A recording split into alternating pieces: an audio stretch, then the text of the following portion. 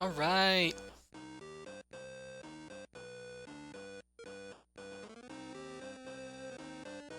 Man, I did so much setup for this, and somehow it didn't occur to me to set the fucking drawing I just made as a...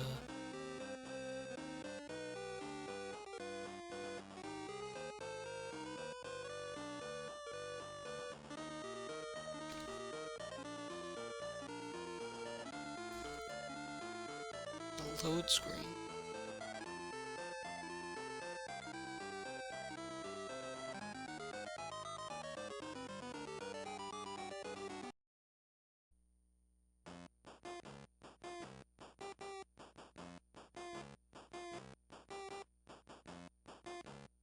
There we go.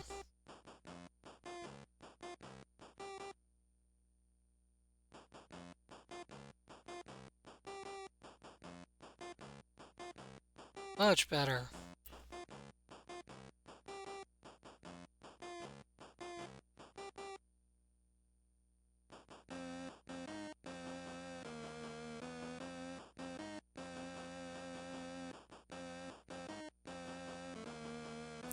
I put on some of the Game Boy OST as just some background music.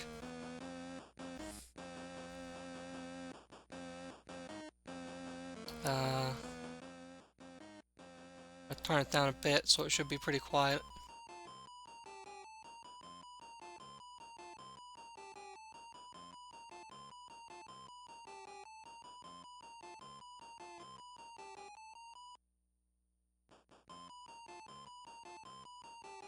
Alright.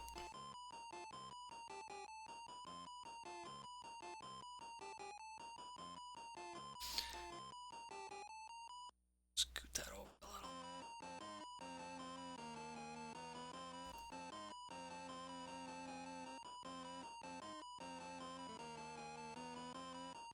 Music is still a little loud, but voice is good.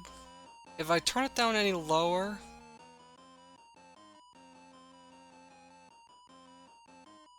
then it's gonna just go away.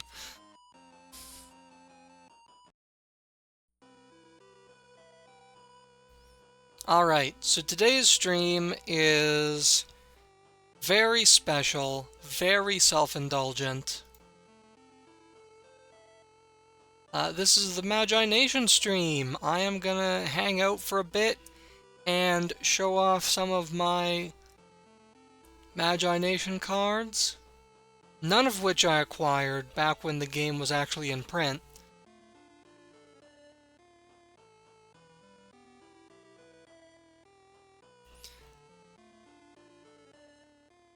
Let's see if I can turn it down anymore. There. That's about as low as I can make it.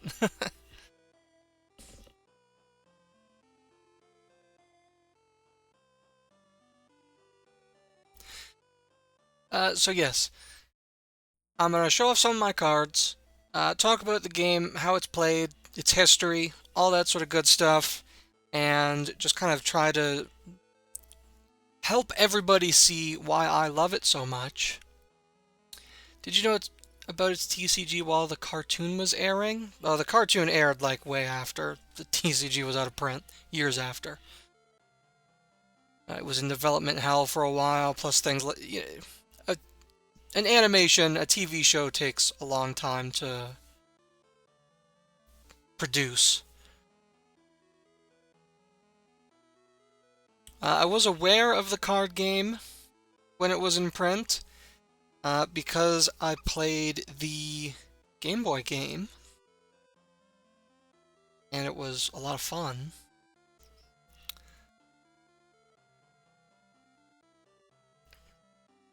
But it's like nobody else that I knew was going to play it with me, and I was a child, so I didn't have income that I could blow on it, so that wasn't really in the cards, so to speak. Anyway. Yes, this was in the year 2000 that this game launched. You can see this card back here. I've got the jankiest ass setup for a stream that I have ever made. Let me see if I can.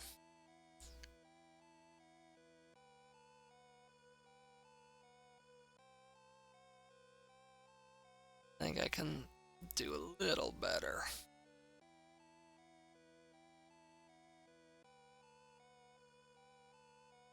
I want to keep my lamp out of frame.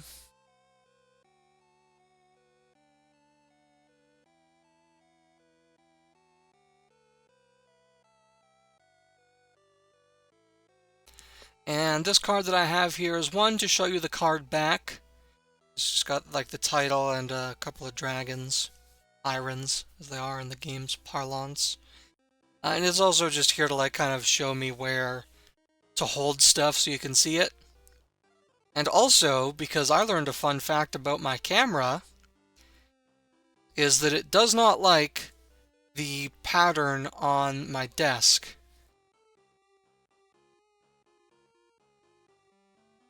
Gonna call me out like that? Really? Alright, well, it was acting really weird earlier.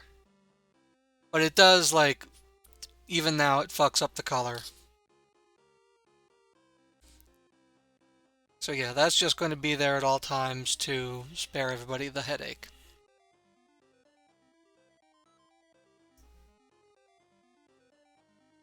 Alright, Magi-Nation Duel.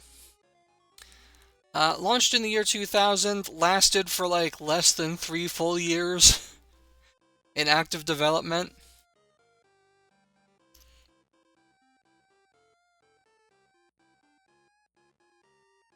They made a grand total of 5 sets that they printed. The first set, 190 cards. The second set, 142, then 185, then 300, then 300, then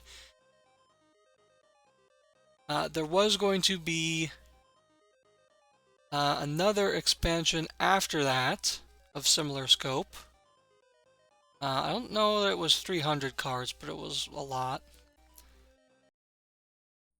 And they had begun preliminary work on an expansion after that. But alas, it was not to be.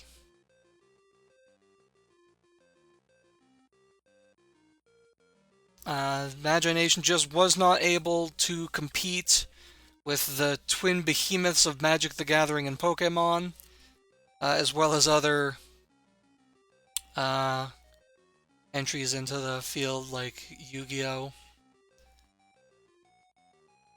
which launched in the United States with a show, if I recall correctly, instead of taking like an extra 6 years. So it simply was not meant to be. You're getting stuff like that to into production. It takes money. They weren't making it back. But what they did make was really great. Holds up really well. My favorite thing ever. Also, the Game Boy game is really fun. And they were working on a Game Boy Advance sequel to that, but that got canned as well. And what we got instead was a Game Boy Advance remake of the first game, which would have been cool. Except they replaced the main character with a different one. Was different. And that remake was never even released in the US. It was a Japan exclusive. Although I do believe that there is a ROM hack kicking around with a full translation, restoring the original dialogue and so forth, and also correcting some of the creature names. And the Game Boy Advance remake itself also corrected some bugs from the original game that not all creatures were able to be acquired. So a troubled history. The TV show, I think, ran for 2 seasons.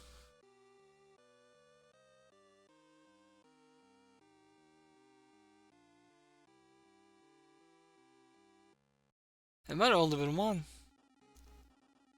Anyway, it was bad.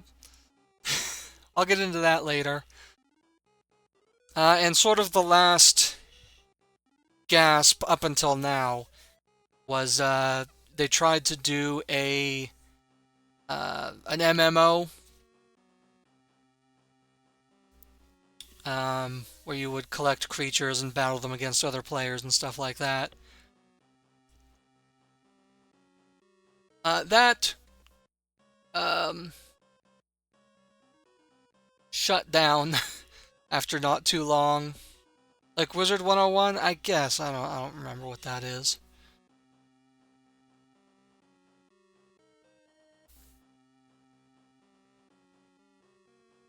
And that was in 2008. And then this year they ran a successful Kickstarter and they are printing the unprinted final set. Or penultimate set, since they were pitching ideas on another one after.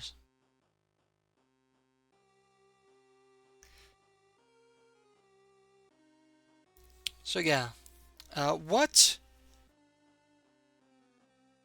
is it about the game that makes me still love it to this day? I think the game design itself is fun. I have here one of the OG little rule booklets that came when you bought a deck for the game. The basic premise is that you have a team of 3 dudes, and they've come out one at a time, one after the other, as they are defeated, dueling against another player's 3 dudes, or 2 other players, 3 dudes each, or 4 other players. However many players you can wrangle, you can have as many as you want, although it, I think the game kind of runs aground on itself if you get more than 4.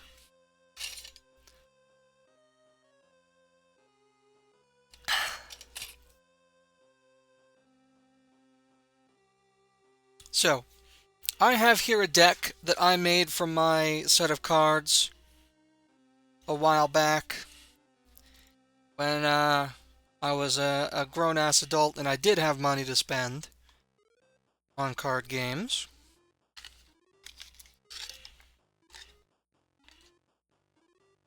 Before anybody judges, this deck is made with the cards I have. I by no means have a full set.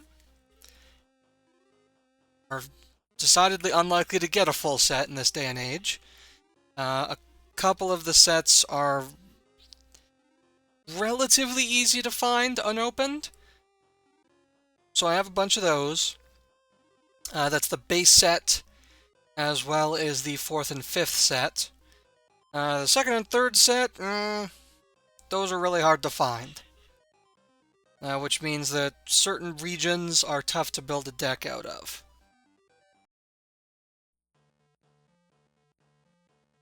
So, let's start with a quick lesson on how the game works. Like I said, you have 3 guys. So you will have a Magi stack, in addition to a deck. A deck is a minimum of 40 cards. You can have as many as you want, but experienced card game folks know that you probably want to keep it at 40. Unless you got some kind of real weird strategy going on. I remember the first time I ever tried to play, I had a deck of over 100, and the guy I was playing against just looked at me like, is this a fucking troll? Anyhow. Magi stack. When the game starts on your first turn, you will flip over your first Magi. Magi have a round border on the art. They have energy that they start with. I'm sorry that you're probably not going to be able to read these cards very well. Camera is not gonna... Oh, there it's going fucky. There we go. That's what I was talking about before. But they also have an energize value, which is how much energy you get at the start of your turn. They have starting cards, which you get to search your deck for so that you have something useful in hand, no matter what. And every Magi also has some special powers. They're all different, all unique. And as well, the different colored background indicates what region of the game the Magi is from.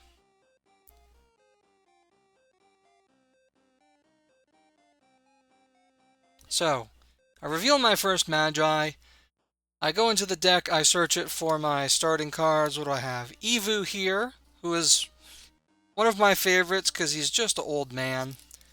Just an old man. Turns evil later. Da, da, da, da.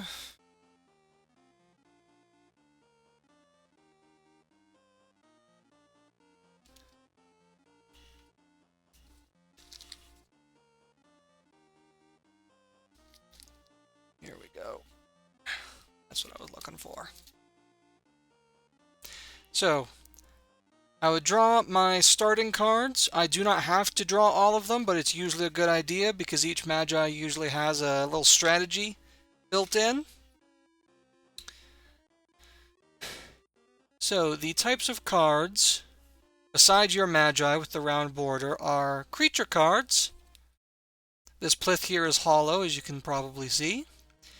Creatures have square borders so that you can see most of the lovely art that they come with. Spells have kind of a vortexy, swirly border to them. And I didn't get one of my starting cards, but there are also relics, which have these hexagonal borders to them. These are like items that you can play and keep on the board to help you out. Whereas spells are one-off effects. So this relic, for example, you play it. This one costs 0, but some of them may have an energy cost to them. Your energy serves as both your health and also your magic power, so you have to spend it constantly, and you also want to keep the energy that you have on the board from running out entirely. This relic gives a little bit of extra energy to any creature that I play, just like free stuff. Always good. This spell costs 1. Each player draws 2 cards, so again, if you're sitting at 6 players, that's a lot.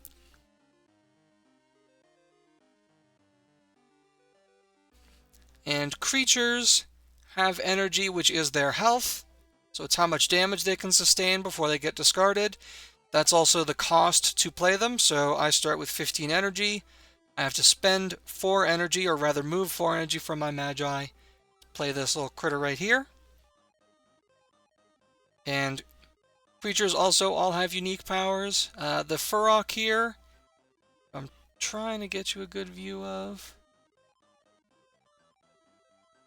has the ability, when attacking another creature, or being attacked, or no, it's only when attacking, half of the damage that Furrock takes goes back onto your Magi, so you get a little bit of recycling there. The way combat works between creatures is, so let's say my Furrock here is attacking an enemy plinth. My Furrock's got 4 energy, this plinth has 3 energy. 4 is higher than 3, so plinth, unless it has some kind of special power, is defeated. And my Furrock goes down to only 1 energy. You would use counters on the card to indicate how much energy it has.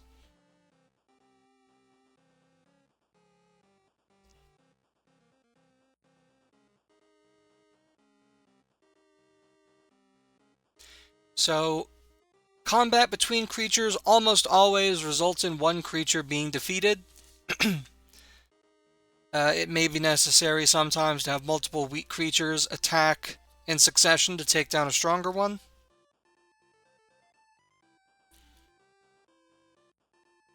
Or you can have one big creature that just keeps steamrolling little guys, but it's still only one. It can still only attack once per turn. And similarly, any active powers that a card may have, which actually these ones that I've got don't. Let me find one. I know who has a power. There we go.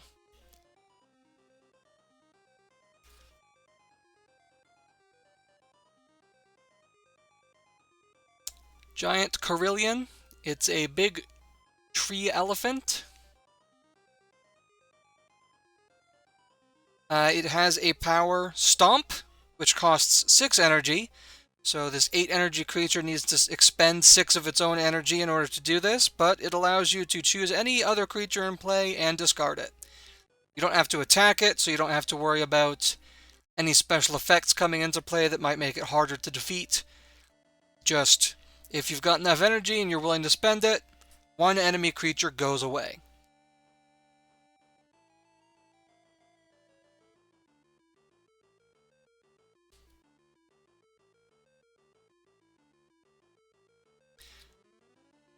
So essentially, you go back and forth like this, having your creature fight enemy creatures using spells to your advantage. This region, Narum, or just green if you're lazy, it has a strong focus on adding energy to your creatures efficiently. Your wizard gets more energy each turn. Yes, at the start of each of your turns, your Magi gains some energy. Some different Magi may have different rates at which they get it. What was I saying? Yes. Narum adds energy efficiently. So, for example, this relic that I mentioned, +1 energy to every creature as you play it, as long as it's a Narum creature. This spell here costs 3 energy, roll a die, add that much energy to a creature of your choice, which is very slightly better than even odds that you're going to get more energy than you have spent.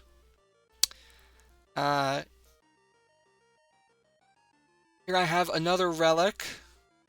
I'm trying to get you a good view of these, but my camera is what my camera is.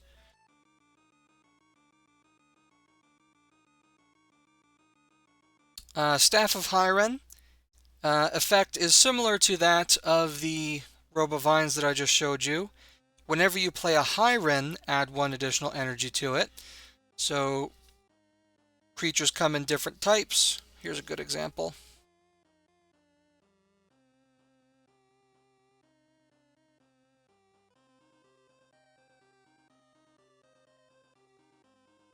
On the left here, we have a Carillion, which is a big tree trunk elephant. And on the right, we have the giant Carillion, which is the larger, stronger version of that. So any card, spell, relic, whatever you have could say, this card adds energy to every Carillion in play. So that would affect the base Carillion, whose name matches exactly, but it would also affect the giant Carillion, because it's got Carillion in the name, therefore it is of the same creature type.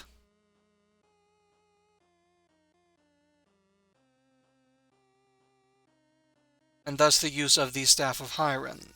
Let's see, here we go. Here's a Hyren here, Leaf Hyren. This guy has a useful power, energy transfer, cost X. Choose any one creature in play, add X energy to the chosen creature. And because it's X, that means you get to decide how much that value is. So, creature's got 4 energy. Let's say I can play this creature for 4 energy, and then afterwards I can decide I will spend all 4 of that energy to add 4 energy to my other creature. So this little guy right here can just be used as a healing potion. And creatures can go above their starting energy, as can Magi. There is no limit in that respect. So I think at one tournament there was like a creature with over 100 energy in a Narum deck. It was a problem.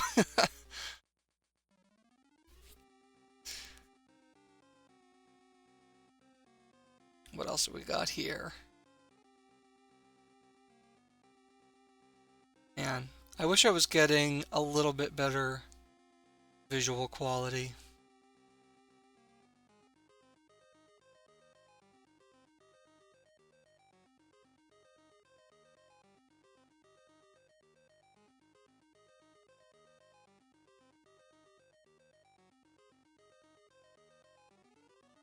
This is a later card.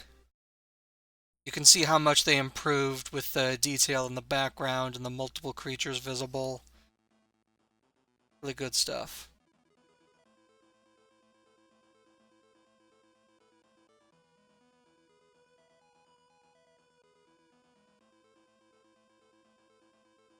Ooh, this is a much later card. Or no, not as late as the other one. Because this game was barely clinging to life, you can see how the print quality was kind of inconsistent. Like this card here has a much deeper green than this one on the left. And yet, where was it?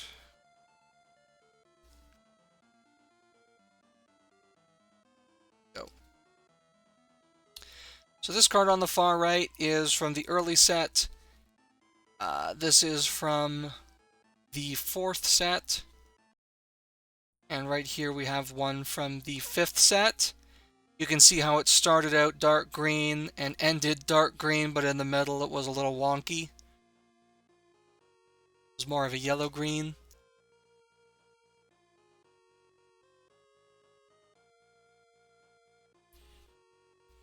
So, since I've got these different colored relics in here, let's talk about how that mechanic works.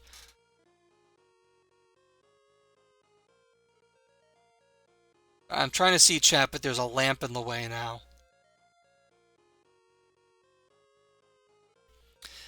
So, Evu here is a Narum Magi.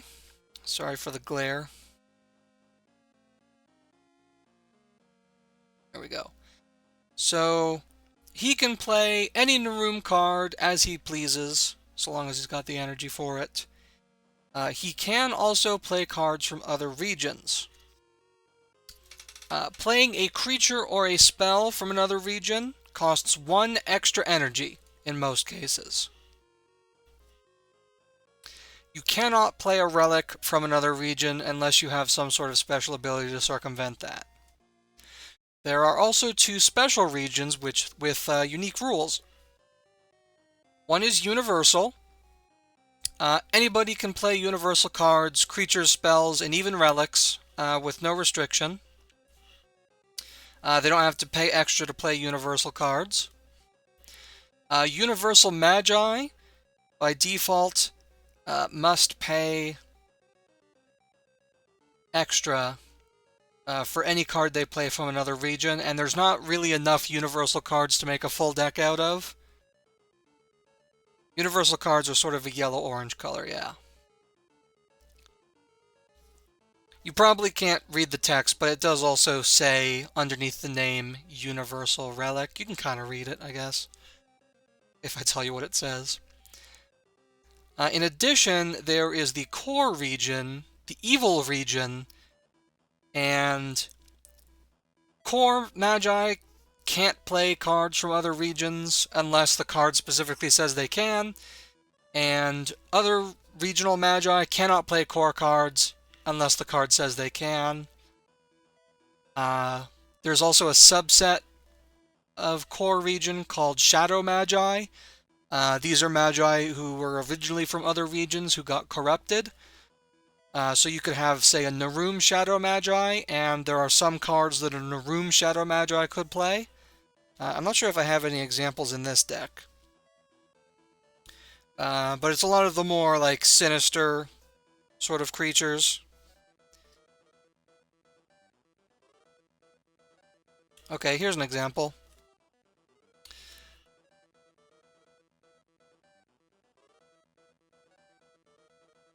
This one has a special effect. This relic cannot be discarded from play by opposing cards that specifically discard relics from play, but discard Tomes of the Great Library from play if your Magi is not a Narum or Narum Shadow Magi. Sorry, we're getting out of frame there.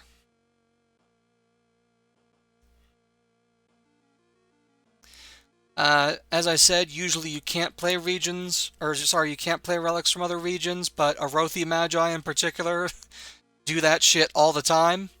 They will steal them out of your hand, steal them out of your deck, steal them out of play, or just have them in their deck and play them. That's kind of their whole regional theme. This card, and there's no way that you're going to be able to read any of this. This card also demonstrates a specific type of rule. This card says starting Warada. As I mentioned, every Magi has starting cards, so when you reveal them, you can get a few cards in hand to play usefully. Similarly, cards that were printed later can have this starting text, which means it's considered a starting card for that Magi.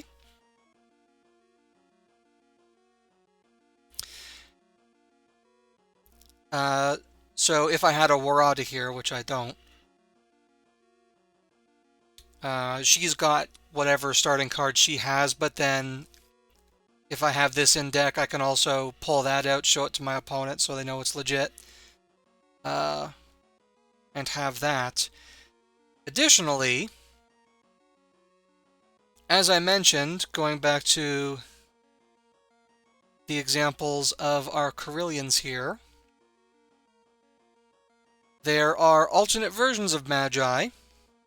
For example, I think I mentioned that Evu here turns evil at a later point in the overall narrative of the card game, which means that there is a Magi card called Evil Evu. It's a core card instead of Narum. He's a Narum Shadow Magi. So if I had a card that said starting Evu, then that would apply both to my boy Evu here and also to Evil Evu. Is that a weird enough sentence for you? Most of the rest of the cards in this deck are just going to be repeats. You can have up to 3 of each unique card. But I do have... Where'd he go? There he is. Timber Hyren, that's kind of my beefiest creature of this deck. Not all Hyrens are like legendary uber creatures, but a lot of them are. Or they're at least up there. Definitely some of the strongest cards in the games. And even like the smaller ones tend to have very good abilities, like this energy transfer that's just... I could play both of these Hyrens on the same turn and then just immediately sacrifice this one to make this one even beefier.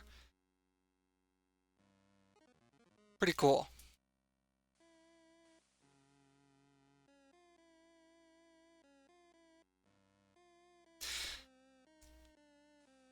So yeah, that's basically how you play. Your Magi go back and forth fighting each other until one of them has 0 energy on the field. It is okay to reduce your Magi to 0 energy as long as you have a creature. So if I've got 0 energy on Evu, but I've also got this 8 energy Carillion in play, I'm all good, because I have energy on the board. But if this Carillion then got defeated, then I would have 0 energy on my Magi, defeated.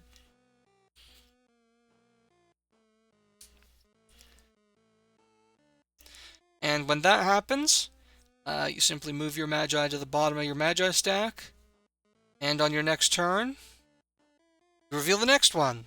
You keep your hand. You have to discard any other cards that you might have in play, unless they say otherwise. You can search your discard pile first, and then also your deck for the new Magi starting cards, and then you just go.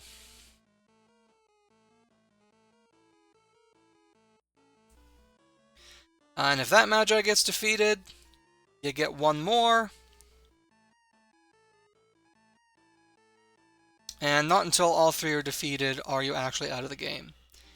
Can you kill your own Magi, reduce them to 0 energy? You can, if you were to use... none of these guys have an example, but if you were to use a power or cast a spell that reduced you to 0 energy and you have no creatures on the board, then your Magi would be defeated, but whatever effect you paid for would still happen. So I could imagine a situation where that might be useful, but generally not a good idea.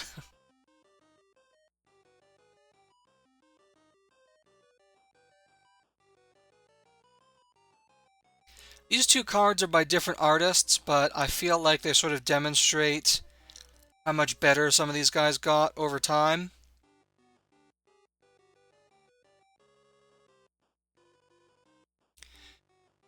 You do not need to toss your hand when you switch to a new Magi and draw their starting cards. No.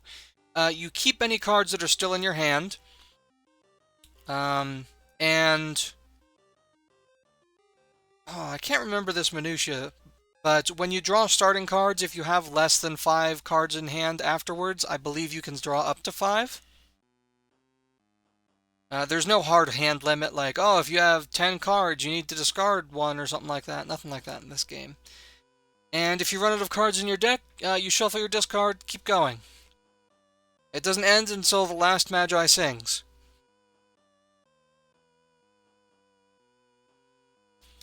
Yeah.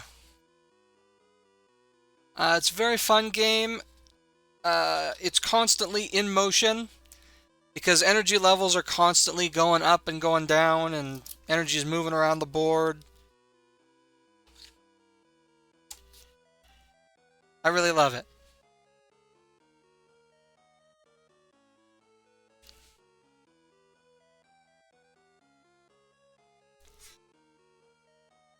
I'm just going to keep showing off cards. I have 5 decks here that I put together. As I said in my early disclaimer, I put them together with what I have, so they are limited by that, and also by my not being very good at card games. I'm probably better now than I used to be, just because I'm older and more experienced. Seems pretty interesting. I like the art. I love the art!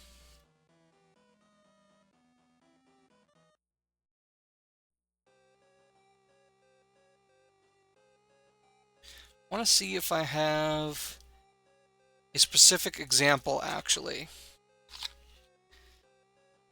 Let me take a look through what all I got here. Oh, that's a bad example.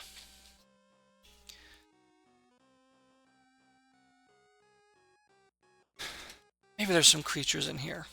Okay.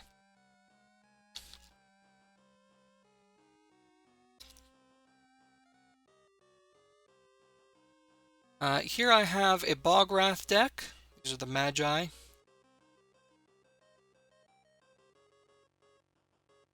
This is the swamp region. All the regions are based not on elements so much, but on biomes.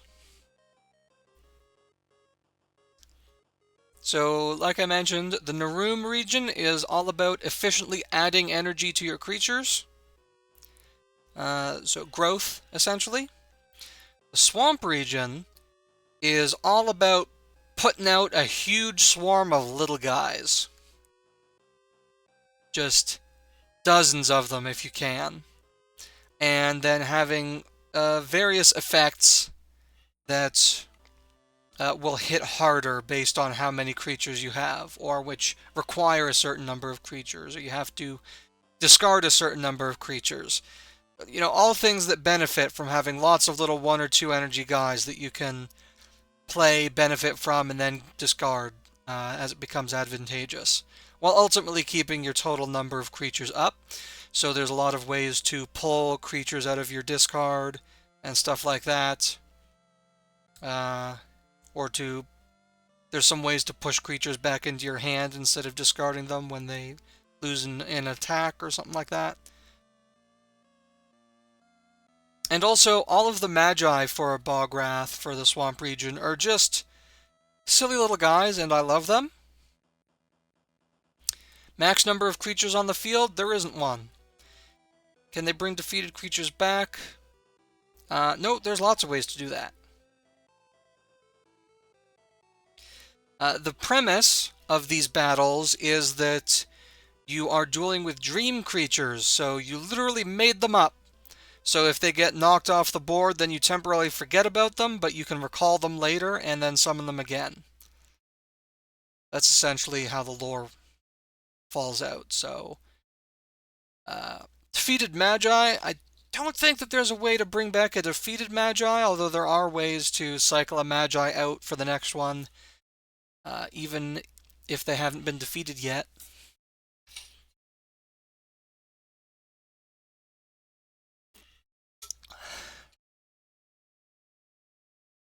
For example, in the core region, one of the Magi there is like the big boss of the whole thing, Agram. He's like the final boss of Magi-Nation, sort of. I mean, he gets defeated eventually. Oh, my music stopped.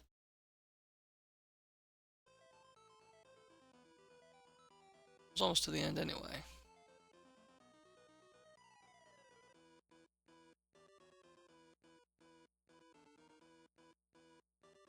You know what? I'm just going to put this on because it's my favorite.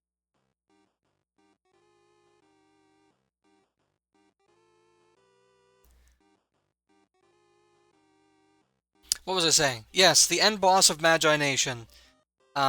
His power is that his energized rate goes up every turn.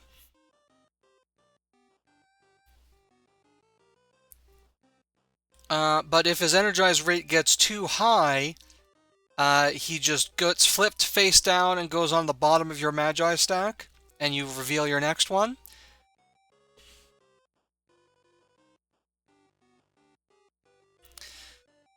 So you get to play through the rest of your Magi, and then he comes back at maximum power, and you like get one chance to use this end boss to just absolutely screw over your opponent. Just one last shot. It's pretty cool. All right, let's look at some Bograth cards.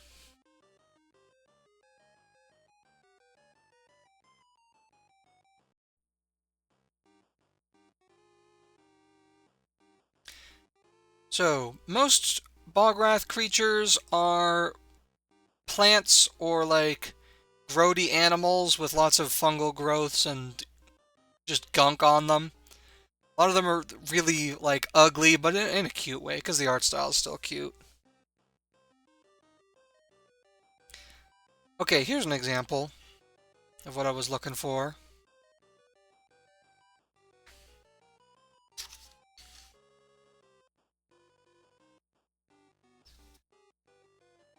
Right on top. Perfect.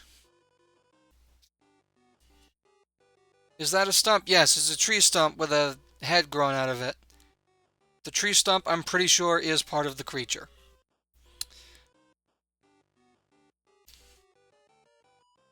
So, both of these were drawn by the same artist, although with touch-ups by other artists in both cases. And I just really love how Matt Holmberg, I think his first name's Matt, pretty sure. It just says Holmberg here. How he went from drawing these like pseudo-anime characters straight out of a 15-year-old's homework margins, and he just kept getting better. And of course he would, you know, he's drawing like 100 of these things for each card set, plus rough drafts and, you know, other things that never see the light of day. And he's drawn like all kinds of official art and stuff. And he just got so good. If you find some of the artwork from the unprinted final set, which I'll be showing you some of eventually when I get it, he improved so much and made such beautiful art, and that's a big part of why the cartoon sucks, and I'll get more into that later.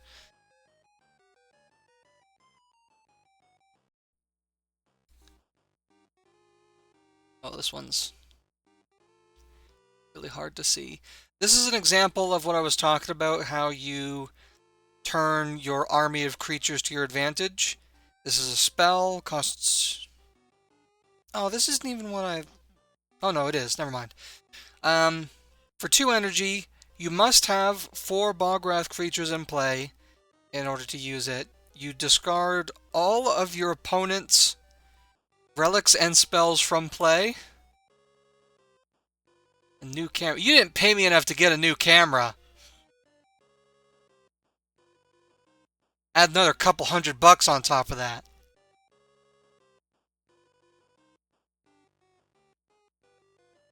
In fact, I paid my fucking web hosting fees this week. Pay for that before I get a new frickin' camera for one stream.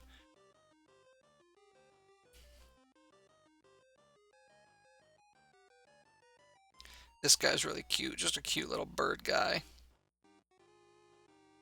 This is another one that is kind of a play it, use its power, and it's gone. You simply discard it in order to discard your hand and draw 3 cards. Extra useful if you have no cards left in your hand except this guy. Just get him on the board, get rid of him. He's only 2 energy, no big deal. And just draw 3 cards. That's pretty good value. Crushing Stench. There is a whole line of crushing spells, one for each region. And they all basically discard 4 energy from a chosen creature, and then they get a bonus effect if the creature is defeated by that. So this one, if you defeat the chosen creature, you get to play a Bograth creature from your hand with 2 energy instead of its starting energy. So, free critter. That's like 2 free energy if you manage to pull it off, and for 4 damage, that's not too hard.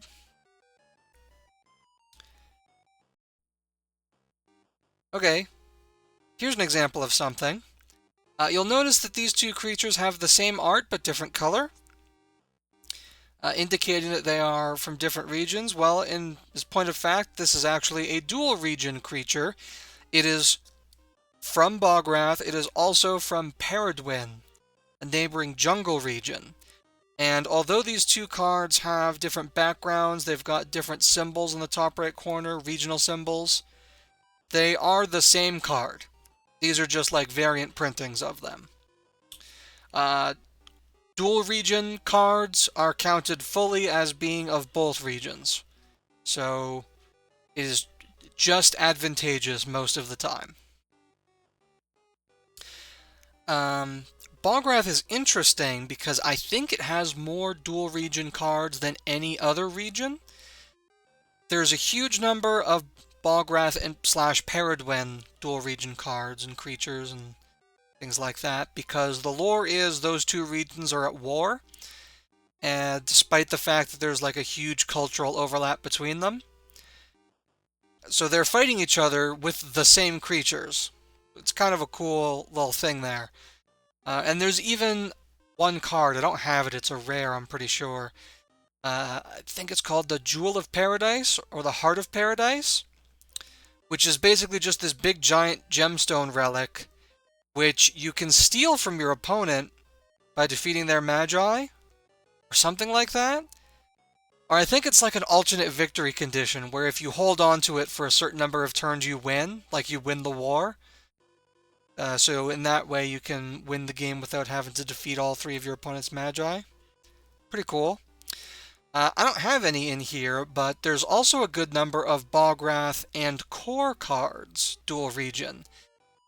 And Bograth is the only region that crosses over with the Core like that, which gives them access to a bunch of stuff. Like, because as I mentioned, most Magi can't play Core cards unless they're Core Magi. But if you're dual Core and Bograth, then you got all of Bograth and you've got all of, like, most of the Core cards available. Pretty cool. This is a furry snail with 6 legs. And I think, I don't have anything else to say, I just feel that that's worth mentioning.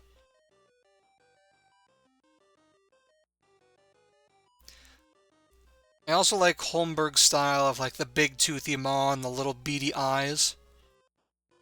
Very cute. I don't know what these things are, but they're adorable.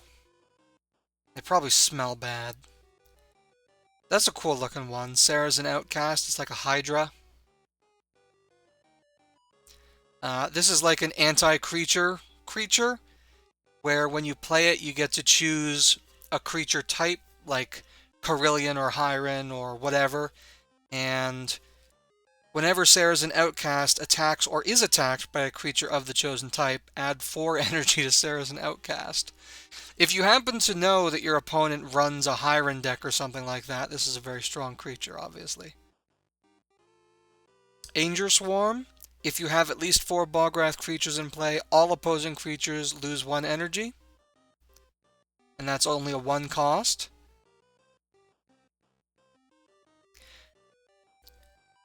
So you can see how strong Bogwrath gets if you let them keep their creatures on the field. But if they've got like 6 or 8 of them, then it becomes difficult to get rid of them all.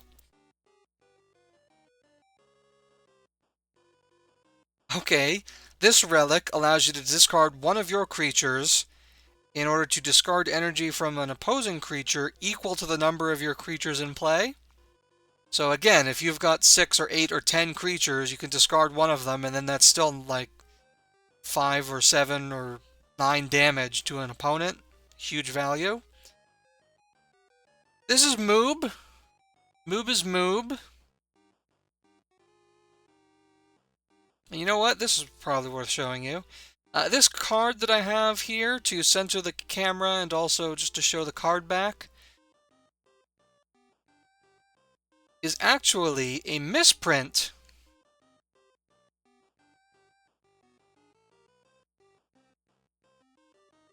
So it bears the text of Moob, but it has the art of a relic. And you can also kind of see that the text is not properly set. It is printing over onto the background.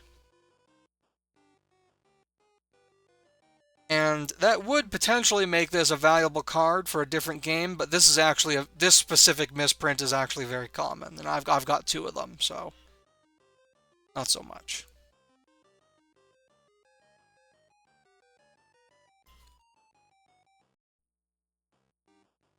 Pretty neat though.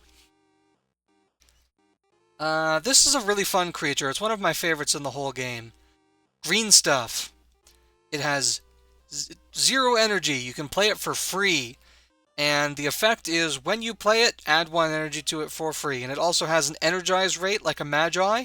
So if this thing lasts to the start of your next turn, it gets +1 energy just for existing.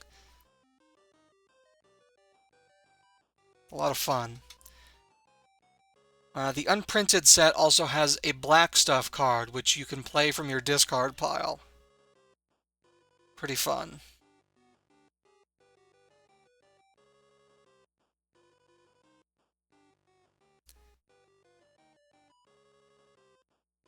Here we have another example of, where'd it go? A dual region creature, where I didn't have all Bogwrath back, but I did have a Paradwin back, so I stuck that in here too. Muckrain costs 4. Choose an opposing Magi. If the number of Bogwrath creatures you have in play is greater than the chosen Magi's energize rate, choose one of that Magi creatures and discard it.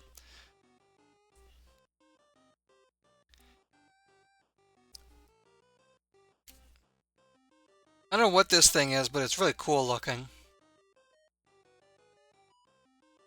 That's another Holmberg.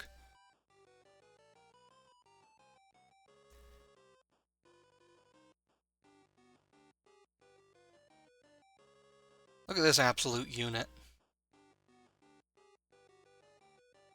Ooze Arball.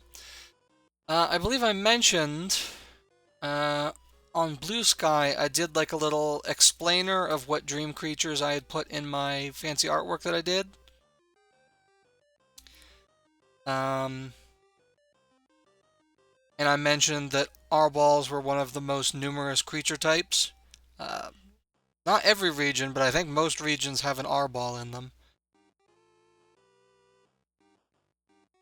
And they're just like Geodudes, they're just heads and arms. Dragon? What was the dragon?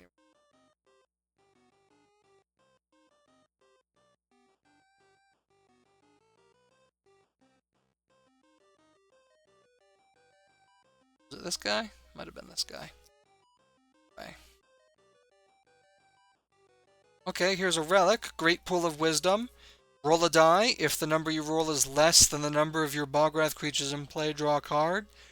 If you have 7 creatures in play, that's a free card once per turn.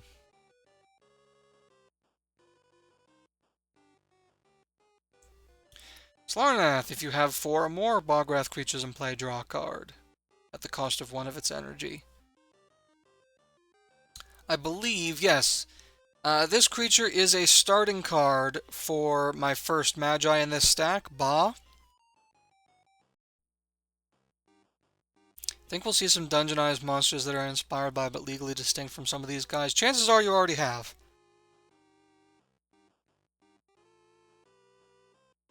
The first Magi in your stack, if you're following, like, established precedent, is usually going to be one that specializes in card draw. If they have an ability or if they have starting cards that allow you to get more cards into your hand. So that's one of the things that Ba can do, is he can get one of these guys on the board. He also has an effect. Anytime he plays a Bograth creature, he can pay 1 extra energy in order to draw an additional card at the end of the turn.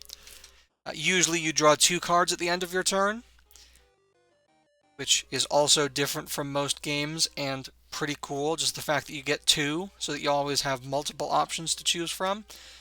If you can afford them, which I guess you can't always. Where is it? I know there's one more boy in here. Come on, I must have one. Do I not have one? I would have put it in here if I did. I must not. Must not have it. No. There's a creature called the... Is that the Fog Hyran or the Mist Hyran? I know they both exist. I forget which one it is. It's got 15 energy cost, but its cost goes down for every creature you have on the board, to the point that you can, in fact, play it for free. And it gets the full 15 energy. It's just the cost goes down. So you can put a 15 energy creature on the board for free if your enemy is just letting you keep your little 1 energy green stuffs on the board.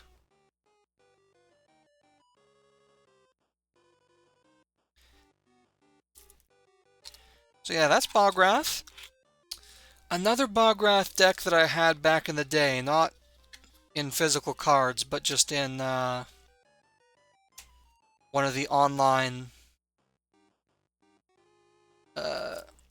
versions of the game, that some of which still exist, I'll go into that later, is I had a Gile deck, Gile being a creature type, and it was a Bograth deck. And there was one Magi who was a Gile Magi. Like, he can just straight up, as a power, just add energy to all of his Giles in play. So if you got 6 of them, it's huge value. And there was one of the Forest Gile, I think, can add energy to any creature that attacked on the same turn. So every turn, you're just adding 2 energy to all of your kitty cats, and it's great. Funny thing is, there was also a designated Gile Magi in the Game Boy game as an opponent. She was a core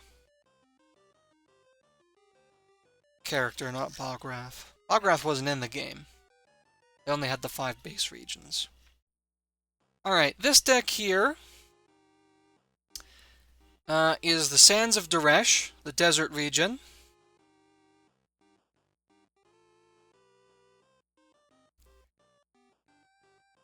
This is from the final printed set, that little light blue swirly vortex, the Voice of Storms. So as a result of that, you get some of the most complex and powerful cards in the last set, because that's just how power creep works. I was never very good with Daresh. They are themed around the idea of mirages and knowing the desert better than your opponent does. So there's an actual sort of creature that you can get called an illusion, and I know I have some in here because I was looking over this the other day. Prep for this stream. Let me find one. Okay, I want to find this too.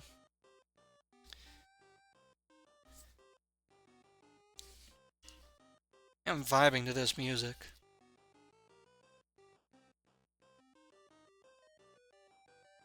Okay.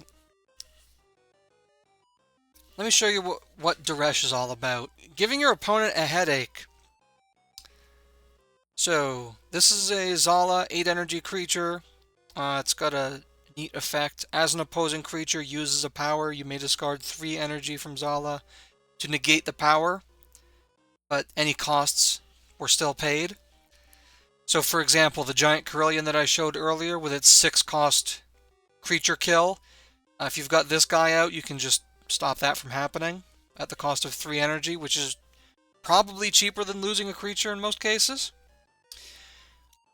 Zala is also an illusion, it says so at the top here. Some creatures have little bonus designations that allows them to be identified by other cards. As you play Zala, reduce its cost by 4, in other words by half. Zala is not considered to be in play when checking to see if your Magi is defeated, and it cannot attack Magi directly. It can only attack other creatures. So this means if your Magi has 8 energy and you play this 8 energy Zala, you have defeated yourself, because this creature is not considered to be in play for the purposes of seeing if you're defeated. It also means if you have 10 energy and you spend 8 to play this Zala, and the opponent spends 2 energy to throw a fireball at your Magi, you have been defeated. I had my math wrong because its cost to play is actually half of its starting energy. But you get the principle. These are like strong creatures for their cost, because they can be played at half cost basically. But they have a pretty substantial drawback because they're just illusions. They're not even they're even less real than other dream creatures. The other thing that Duresh is about knowing what is in your deck and discard and using that to your advantage.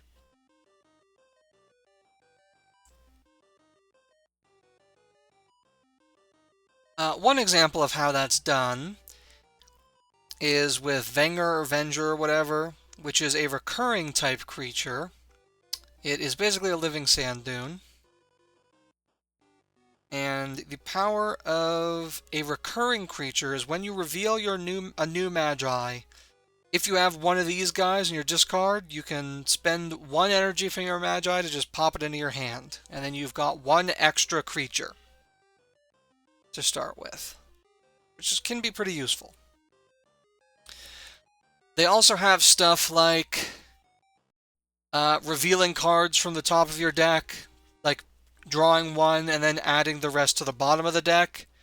And then there's a card that lets you invert your deck, so you're like, oh, this is my deck, so I put this card, and then this card, and then this card, and you keep going until your entire deck has been reversed. So any cards that you just put on the bottom are now on the top, and you know what they are.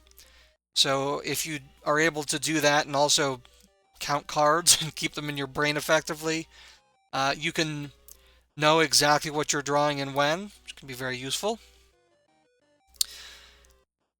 I don't have any examples in this deck, I don't think.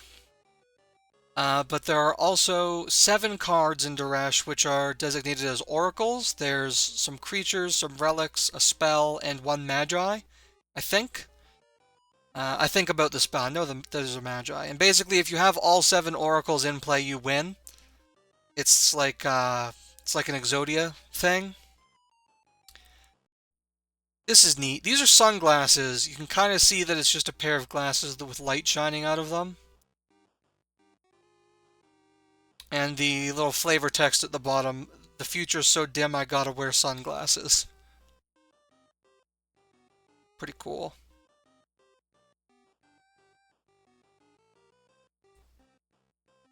And they have a bunch of spells like Sunburn here, and there's one that should be at the back now. Desiccate, which is just like, you went into the desert unprepared and now you're fucked. And a lot of their creatures are made of sand or rocks or bones.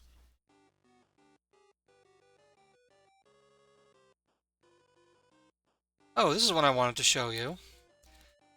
So this is an interesting one. I pointed out that Duresh was released in the final printed set, Voice of Storms. But this card, the Chasm Gile, has a different set marker in the bottom right, because this is sort of a preview card from Nightmare's Dawn, the set that was printed before this. The whole set only had like a couple of Duresh cards in it, certainly not enough to make a Duresh deck. There's no Magi, but it was just a little preview to let you see, oh, this is the next region that's coming up. And I believe they also released a Duresh Shadow Magi from the core in the second set. So Duresh is unique in that way, in being the region that was teased and given game mechanics the longest before they were actually usable. I think that Magi actually had starting cards that took over a year to be printed. Pretty crazy. You know, the game only ran for a couple of years. I wonder if maybe they just printed sets too fast, and that was part of why they didn't end up finding it sustainable. Daydreams. This is the one where you reverse the order of your deck.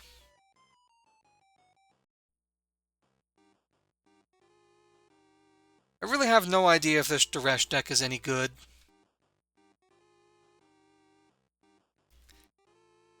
Bottled City is interesting. If there are no cards on Bottled City, choose a deck. Reveal cards from the top of the chosen deck until you reveal a creature. Place that creature on Bottled City and then shuffle any other revealed cards into their deck. And then release. You can play the creature regardless of regional restrictions. And it's cheaper than normal too. So it's just like a cheap summon, and you can even use it to summon one of your opponent's creatures if you want to roll the dice, or if you have controlled their deck and you know that they have a creature sitting on top waiting for you.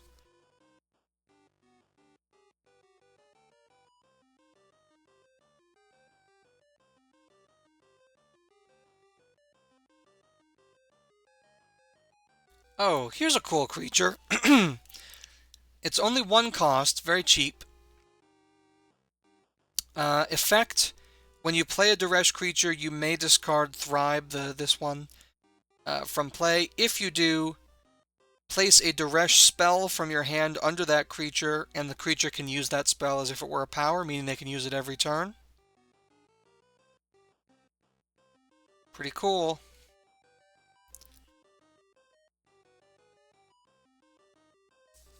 Not much else to talk about with this one. I remember that I put this deck together mostly because I was trying to see if I could. Because I kind of had trouble getting my head around it. It'd be interesting to try again. Alright, Zet's battle theme here is good, but it's going on long enough. Morgan Zet theme, let's go.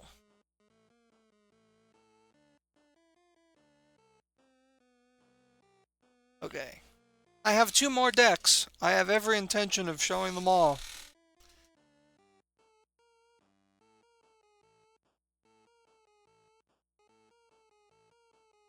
Ah, here we go.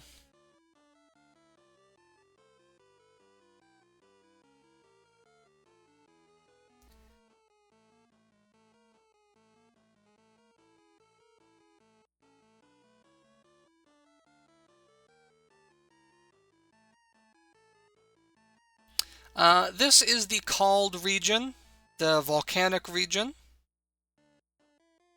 Their regional theme is direct energy discard through spells and powers.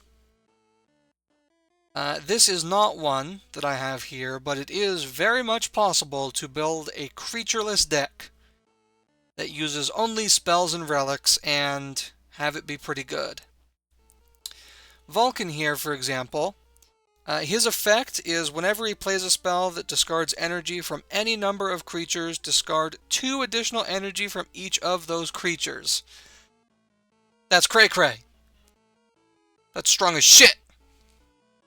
Although as a result, his energy and his energize are both pretty low.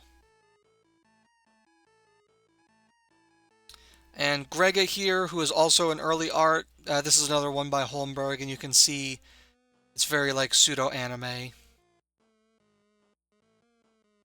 Very teenager's notebook kind of art. Still very charming for all that. Her power is just Thermal Blast at the cost of 2 energy. Roll a die, remove that much energy from any one creature or magi. Statistically, that's pretty good value, although there is a chance that you could pay 2 and only remove 1.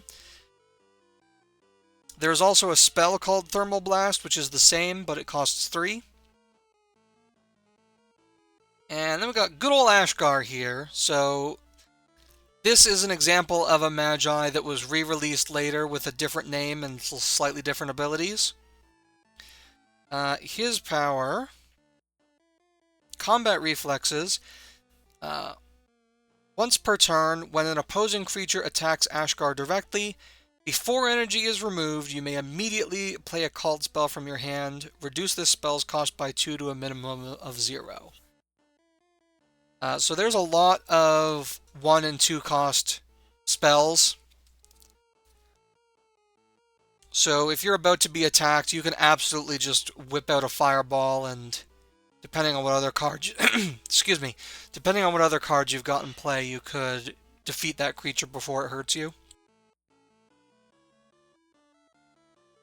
Excuse me, I need some water.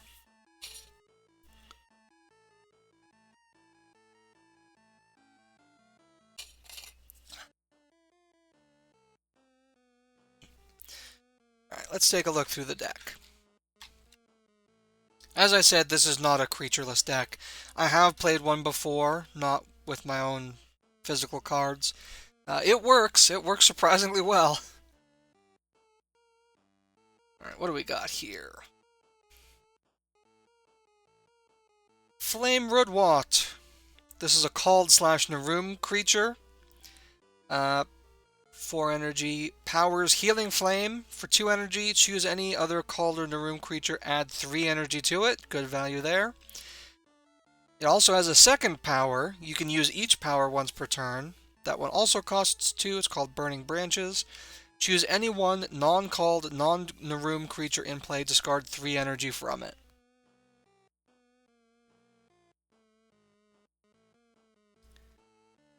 Cult is kind of interesting, because like I said, its main focus is on direct energy discard, but it also has a lot of healing effects.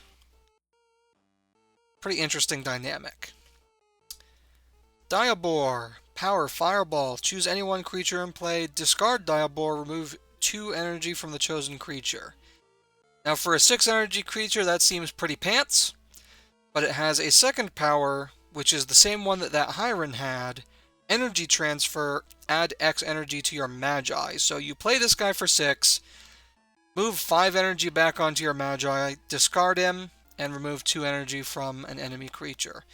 Or, you play him, he sits out for a little while, maybe he doesn't attack because he's pretty beefy, and then when he's low energy, you can expend him to just do that 2 damage, and if he's got any extra energy left, you can send that to your Magi first. Here's Fire Flow. The art on some of these early spells is not that great. It's just like lighting effects, you know? Whereas in the last 2 decks, you would have noticed that the spell art always has a creature or a Magi on it. And I just like that a lot more. Anyway, what does this let you do? Choose any one creature in play, move up to 4 energy from your Magi to the chosen creature, so not quite a healing effect, but lets you get some extra energy. Oh, Boomstick! And you may recognize that the art here, this is the same character, good old Ashgar. Boomstick costs, it's free to play, but it costs 6 energy to use. Choose any one creature in play, discard 8 energy from the chosen creature, starting Ashgar, so this guy can start with it.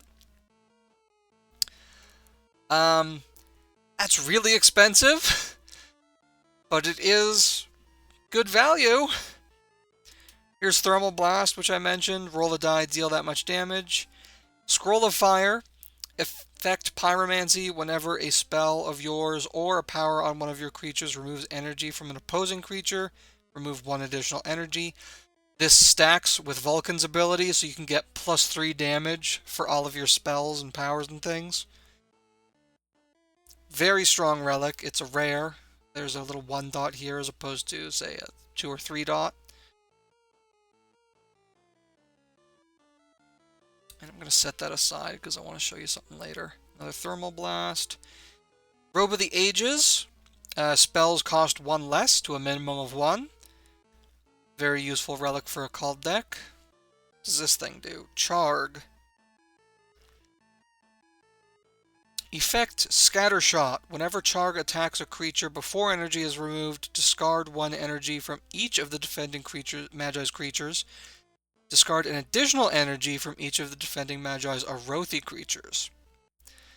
Arothi is the ocean region, and Kalden Arothi also went to war at some point, so there's a few creatures and spells and things that reference that, like this. So there's like a lot of Arothi effects that defend you against Called, and there's a lot of Called effects that are extra powerful against Arothi. Quor. This thing just discards 2 energy from a Magi when you attack one of their creatures. Which, I guess the implication is that it knocks the creature into the Magi. Also, I like this thing's design, and I really don't know what's going on with it. It's kind of tough to see. But basically, here it is. This is a little bit easier than my fat, chunky fingers. We have here a face, 2 eyes and a mouth. We have like a torso that looks like it's made of exposed magma, a little lower body, and 4 insect-like legs growing out of it, or maybe only 3, could be. And then out of the upper body or head, whatever you prefer, you've also got 4 arms with hands and wrist spikes. So this creature doesn't really look like anything, and I love that. What else? The Greater Vol. Immolate, roll 2 dice, choose any one creature or Magi, discard energy equal to the dice total from the chosen creature or Magi. It's pretty dope. Expensive. It's costs the same as the creature's energy, but if you were able to pop some extra energy onto it first, that's pretty good. And then I have another example of a dual region creature with variants. Flame Geyser, this is an early nuke spell. Cost 7, discard 3 energy from each creature and Magi in play. Excuse me. If you're playing Vulcan and you've got the Scroll of Fire out, though, that's discard 6 energy from each creature and Magi in play at the cost of 7. Cost of 6 if you've got the... You get it. All this shit stacks. It's dope. Here's a Quor Pup. This is a juvenile of the creature I mentioned. It appears to have 4 stumpy little arms and maybe 2 insect-like legs. And you add 2 energy to it from your Magi when it attacks. Well, up to 2. You can choose not to do it. This is a Raxus. From the camera quality, you may look at this and say, oh, so it's like some kind of Firebird. And yes, sort of. But if you're able to look closer, you would actually notice that it appears to be a little metal framework with bird-shaped fire coming out of it. And that's pretty dope. This is an anti-relic creature. You can pay 1 to discard any 1 relic from play, unless the relic's Magi pays 4 energy. I always like effects like that. Like, I am going to very cheaply destroy your relic unless you want to pay much more. Forcing the opponent to make a choice, always fun. Okay, here's what I wanted. On the left here, we have The Last Words. This is an alternate Scroll of Fire, so it counts as Scroll of Fire. Meaning, you can have up to 3 of each card in your deck, but you can have... these count as the same, so I've got 2 here. I can have 1 more of either, and no more. Otherwise, I have myself an illegal deck. This one costs 2 to play, as opposed to OG Scroll of Fire, which is free. Effect Pyromancy. All powers on your called and Arothi creatures that discard energy from opposing creatures discard 2 additional energy. So that's even stronger than Scroll of Fire. Your spells, powers, and effects cannot discard energy from opposing Magi. So I guess this is supposed to represent a peace treaty at the end of the war between these 2 regions. The war which was kicked off by stealing this scroll. It's pretty cool. I love stuff like that. There was a whole narrative going on alongside the release of all these different card sets, which included the Game Boy game, but they also released, like, fiction. If I get out my handy-dandy little rulebook here, it actually starts... Oh, the fucking... No. Okay, I'll be quick. It starts with, like, a couple pages story about some of the Magi, some of the characters in the game. And they would also post more of that stuff on their website back in the day. And it would sort of explain what's going on, like why certain cards have certain flavor text and stuff like that. It was really cool. And you could really tell that they were gearing up for this animated show, and they were gearing up to make this sequel video game. Would have been cool. Ooh, we got a Hollow Hyren. Magma Hyren. Just a little guy. 3 energy, power, fireball, cost 1. Remove 1 energy from any creature. Power, healing flame, cost 1. Add 2 energy to any other creature. So obviously what you need to do is get yourself a pair of Magma Hyrens. And then you've got yourself the firing squad. I think we're through most of the originals. Oh, no, we've got an Arbalest here. This is kind of, but not really, a type of Arbol. There would need to be text on it somewhere to say that it counts as an Arbol, because its name is different. But it's clearly like the same sort of thing. And its power is Healing Flame. Choose any 1 creature in play, discard Arbalest, add 2 energy to the chosen creature, and that's a 1-cost creature. So there you've got your value.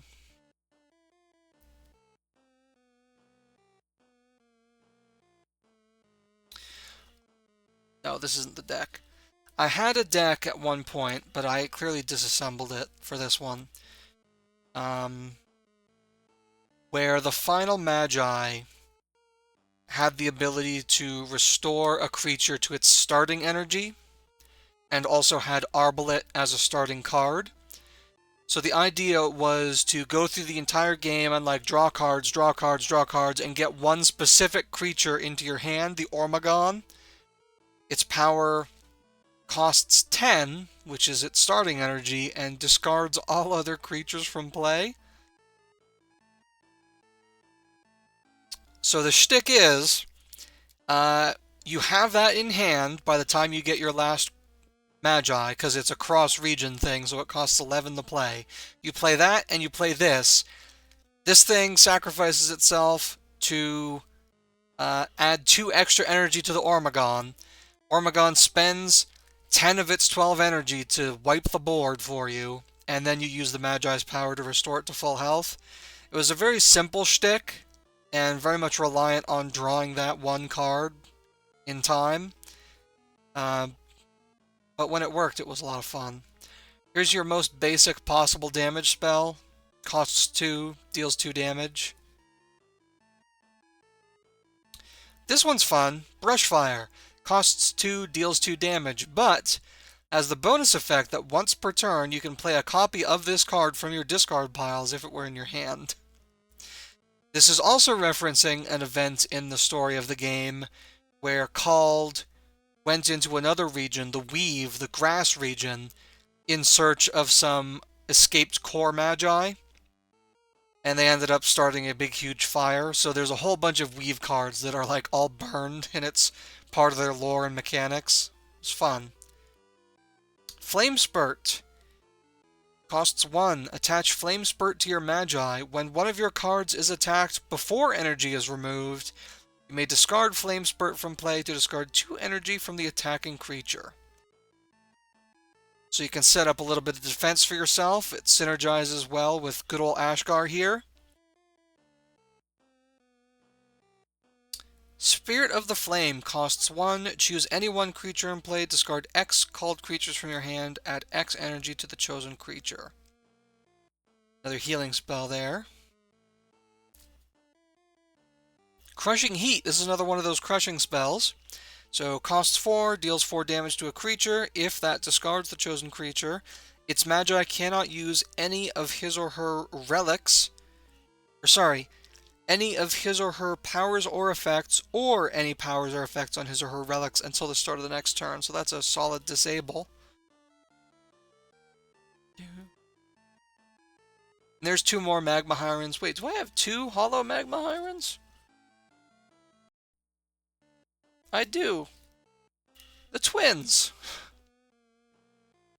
That's fun. 3 in the deck. 2 of them are hollow.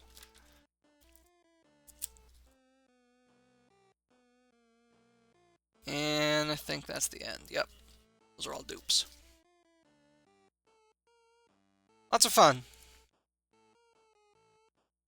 I would like to try again playing a Called creatureless deck.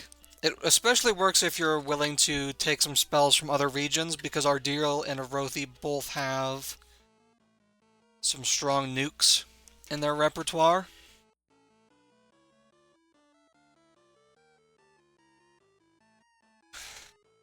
Okay, last deck.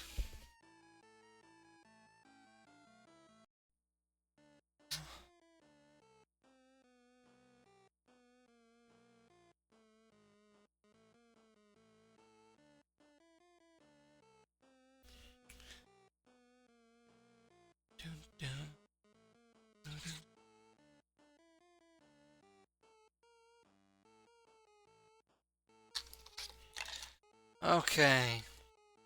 Last and also least is the Nar region. So Nar is the tundra, snowy mountain themed region. Along with Daresh, it is one of the last to be released. As a result of that, it didn't have a whole lot of power. The final unprinted up until now expansion was definitely going to improve them a lot, but they were kind of underwhelming early on.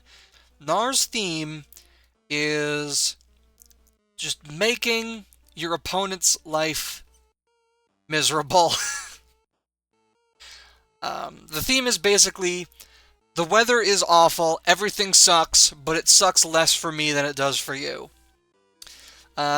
Nar has a special status effect, Frozen, where a creature, a Magi, or a relic can be frozen, and any frozen card has to spend 1 extra energy to use powers, and frozen Magi have to spend 1 extra energy to cast spells.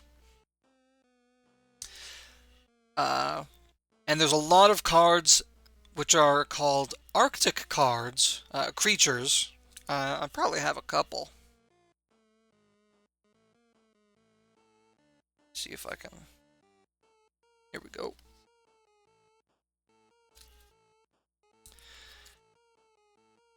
Frost Tyrant. It is designated as an Arctic creature. Effect: while Frost Tyrant is in play, all creatures in play are frozen. Powers on frozen cards cost 1 additional energy to use. And further effect: Frostbite. Let me keep my thumb off of the art there. Whenever any player plays a relic, discard 1 energy from each of that player's creatures. Any player. So that affects you too.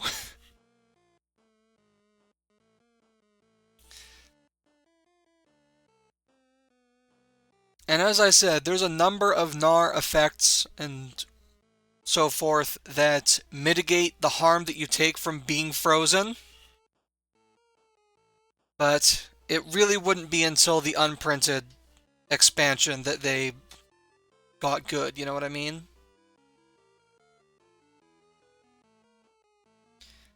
Alright, what else have we got? Here's a relic. Hailstorm Pendant. Power, all hail you, costs 2 or 3 if frozen. If you have no creatures in play, choose a creature in play, remove energy from the chosen creature equal to your Magi's Energize. That's pretty strong, because Gnar Magi tends to have the highest Energize, on average. Which helps them mitigate the cost of being frozen, I suppose. Crystallize costs 2. Choose a creature. Attach Crystallize to the chosen creature. While Crystallize is attached, the chosen creature cannot attack. When Crystallize is discarded, draw a card. So it's a disable of a creature and also its future card draw. Not bad. You can't really see in the art, but there is a frozen mushroom critter inside this block of ice. Oh, Crushing Ice, another crush spell. Choose an opposing creature, discard 4 energy. If this discards that creature from play, discard 3 energy from the chosen creature's Magi. So just some nice punch-through damage. Ice Farok. You remember Faroks from the room. Similarly to how there's a ton of overlapping Bogwrath and Pereduin dual region creatures, the same thing kind of applies for Gnar and the room. Even the names are similar, so it implies a connection there. In the lore, Narum was under attack by the core, and they were losing, but then the Gnar Magi, that nobody even knew existed, showed up out of nowhere and just were like, hey, we're here to help, and just kicked their asses. What's this guy do? Effect Smash. When Ice Farok attacks a frozen creature, it loses no energy in the attack. So that's an example of it's not so bad for me to be frozen, because it's going to hurt you worse. We got Xiavu. This is another Arctic creature. This one also freezes all creatures. Effect: Lingering Chill. When Xiavu is discarded from play, all creatures remain frozen until the end of the turn. Flavor text: I scream, you scream, we all scream for ice dreams. Fun. And this... Did I bump my camera? I think I did. Oh, let me fix that. I don't know how long that's been like that. It didn't make a noise.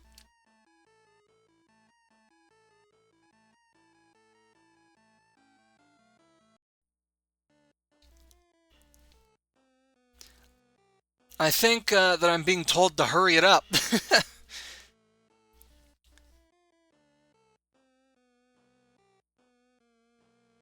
Krinkriak, also an Arctic creature. This one freezes all Magi and is not affected by opposing powers. Neat. Korul, it's like a big mammoth type thing.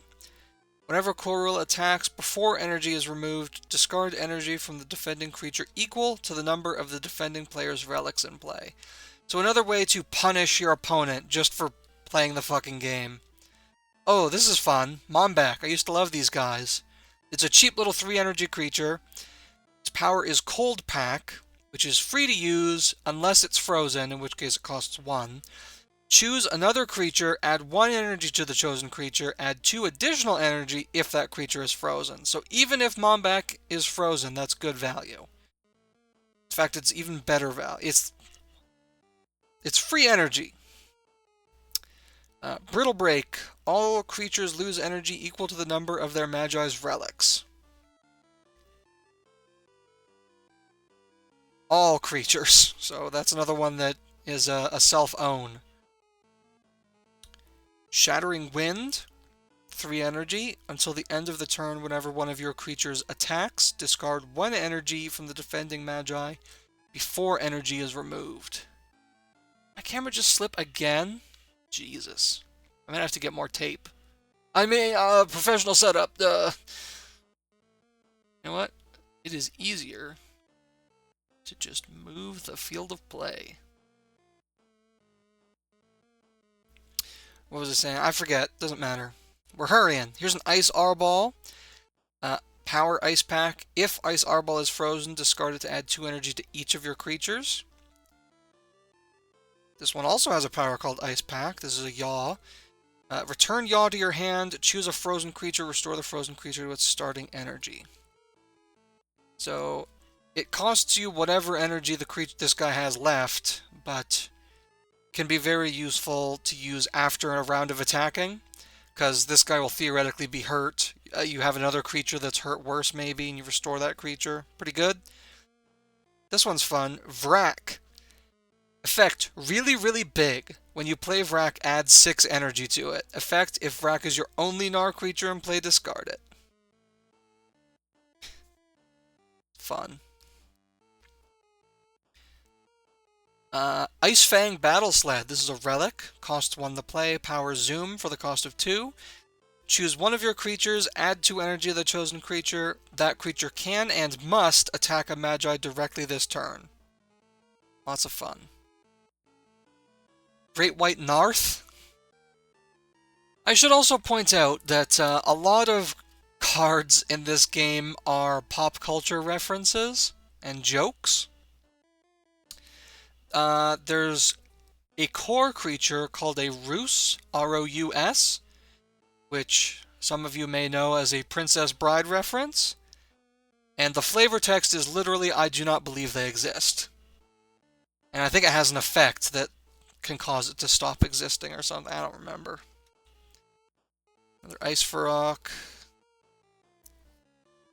There's a Frost Raxus. You can see it a little bit better here, actually. It is a crystalline little frame, little shape, and it is exuding the shape of a bird. Pretty cool. And this one also destroys relics. Got ourselves a Hollow. Thin Ice costs 3. Add 1 energy to each of your frozen creatures. Remove 1 energy from each opposing frozen creature. Not bad.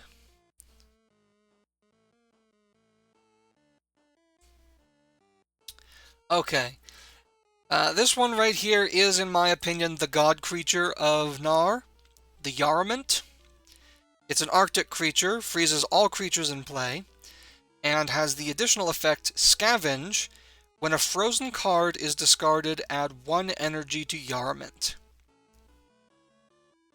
That includes relics, that includes Magi, that includes dream creatures. This thing can get huge if you have other Arctic creatures in play.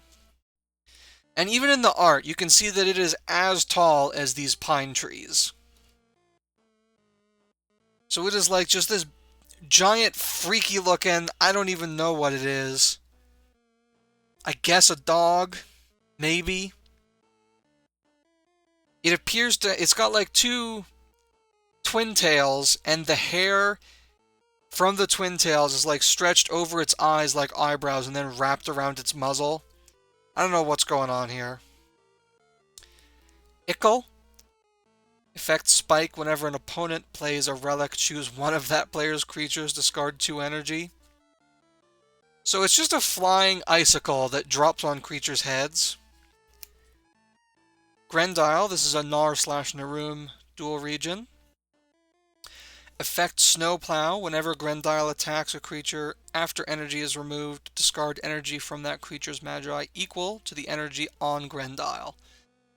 So, ideally, you want to use this 8 energy creature to attack a little 1 energy guy, and then you're dealing 7 damage to the Magi on top. Pretty fun. And I think these are... Oh no, this is an Agris, another frozen creature. Not an Arctic creature, rather. If this one's frozen, it can attack Magi directly. That's pretty cool. Whenever Agris attacks a Magi, choose one of that Magi's creatures. You may discard Agris from play before energy is removed to discard the chosen creature. And then a Hunter Furrock. These guys are fun. Effect Retrieve. Whenever Hunter Furrock attacks a Magi, add energy to your Magi equal to the number of the defending creature's relics. You really don't want to be playing relics against Gnar. I guess that sort of makes them a little bit of an anti-Arothi region,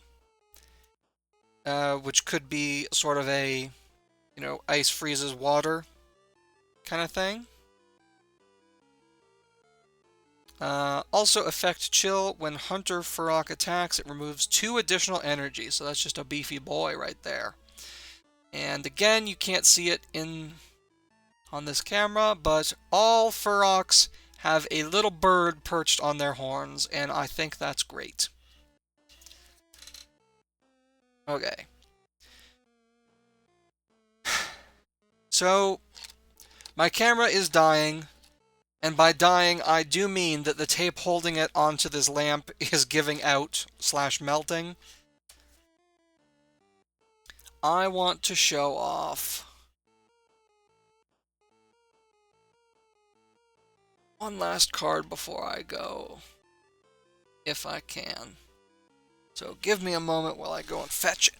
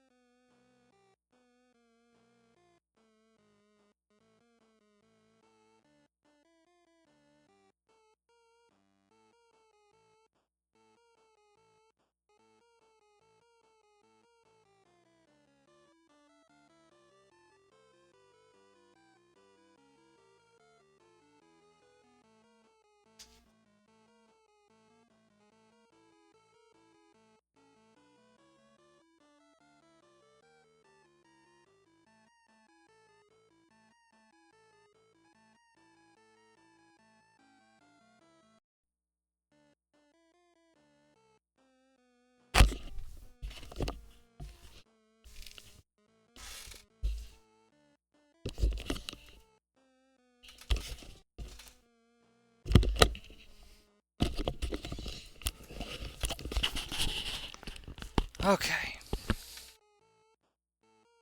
Camera has already moved since I've been gone. Last card that I want to show off is a special one. Tony Jones.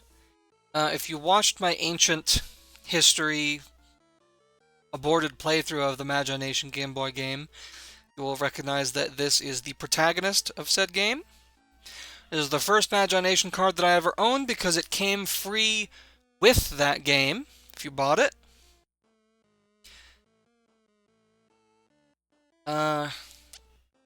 It's a special promo card. It's the only promo card that I have. For now. Give me some money. Maybe I'll get more. 10 energy, 5 energize. That's not spectacular. Starting any one creature card plus a Furrock. So, being able to start with any one creature is pretty useful. And his effect, Animite Affinity, non-universal creatures Tony plays cost 1 less energy to a minimum of 1. So, most universal Magi, of which there are not very many, there's like 3, No, there's another Tony card. There's like 4. Anyway, he doesn't suffer the penalty that Universal Magi usually have. Also, Power Favors costs 2. Put any one relic from your hand into play. So he can also play non-universal relics. And it doesn't say that you have to pay the cost of the relic. So you can get some bullshit on the field. Tony renamed to Dan Monma in the remade GBA game. Yeah. I mentioned there was a ROM out that translates it. It also replaces Dan with Tony.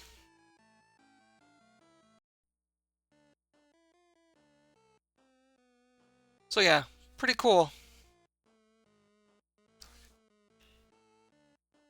That's all my Magi-Nations.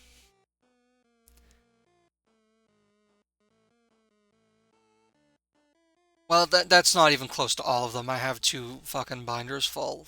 Those binders are falling apart and they're going to just be a pain in the ass to show on camera. So, I will move them into a card box at some future point because I'm going to need more storage space for cards, for sure. The last thing that I really want to talk about...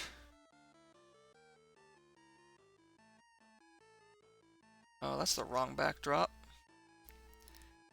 That's old. I don't want that.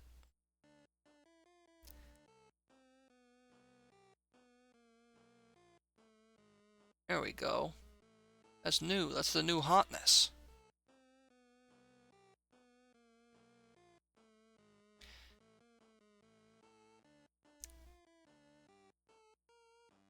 Okay. What you're looking at here is the Magi-Nation fan wiki. It's a fandom, so... Ugh. But it's what we've got.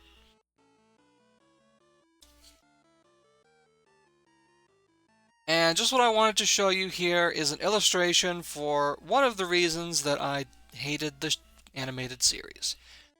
And like, if you know me, you know that I love animated series. I watch them all the time. They're great. I love them.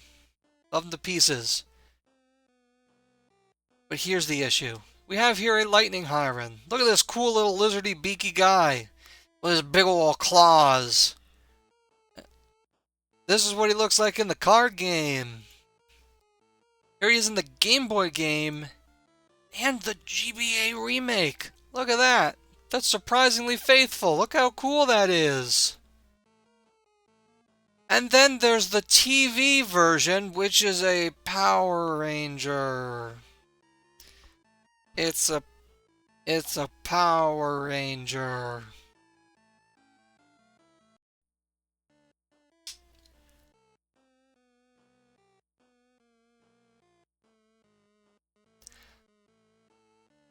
Okay, but maybe we're being too harsh. Sand Hyren. Okay, here's like his whole ass card. That's pretty cool. That's like a fucking cactus monster. Yeah, that's a Power Ranger. Is it a Magi on its head on this one? Yeah, I guess it is. It's just a man. It's with a man face. Forest Hyren. Look at how cool and majestic that thing is. Look at the gorgeous fucking gradient effect on the wings. And it looks like it's wearing tree bark armor. And it's a... Please make it a Power Ranger. Please just make it a Power Ranger. Is this a goat? It's a goat. That doesn't help. It's a goat with wings.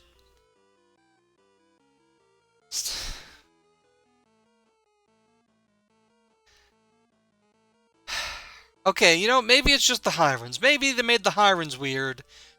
For some reason. Cyclone Vash. Just some random arterial creature. Look at this. It's a cobra. Made out of clouds. and swirling winds. That's a cool design. It's just some random creature. It's not important. You know, they don't have the fucking time, energy, and money that they would have to pay to hire somebody to redesign this creature and make it worse. Surely they've got man faces again. Why do they all have man faces? Oh.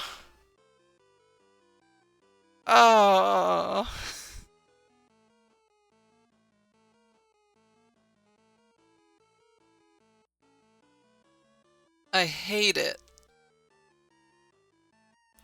Look, the MMO one, it looks a little bit different, but they got the fucking idea that it's a snake and not a man.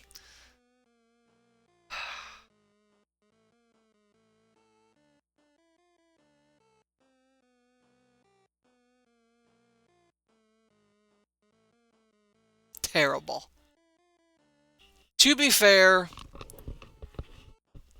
some of the creature designs made it through relatively unscathed, or the redesigns were at least okay. Like, okay, yeah, they have to redesign it a little bit for animation because, they've got to draw 1,000 of the things per episode for all the different frames. So they need to simplify it. I get that. I respect that. Power Rangers. Power Rangers. But no, a lot of the one-off creatures were okay. Like the smaller ones.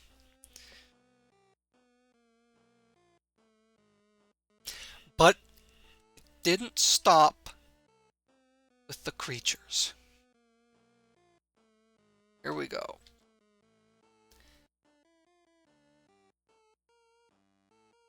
Orwen, the Elder of Narum. A rare card. An important figure in the Game Boy game. Like a real big shot.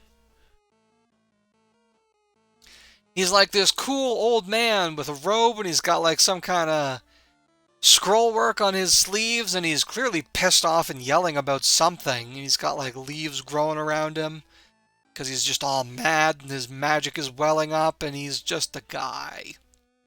He's just a guy.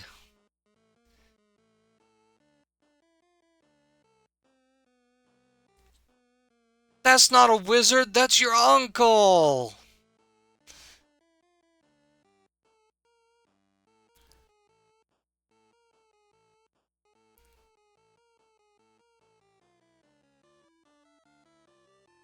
Okay. Okay. We can fucking... Where are we? This is not what I wanted to do. You've been listening to me play this music all stream.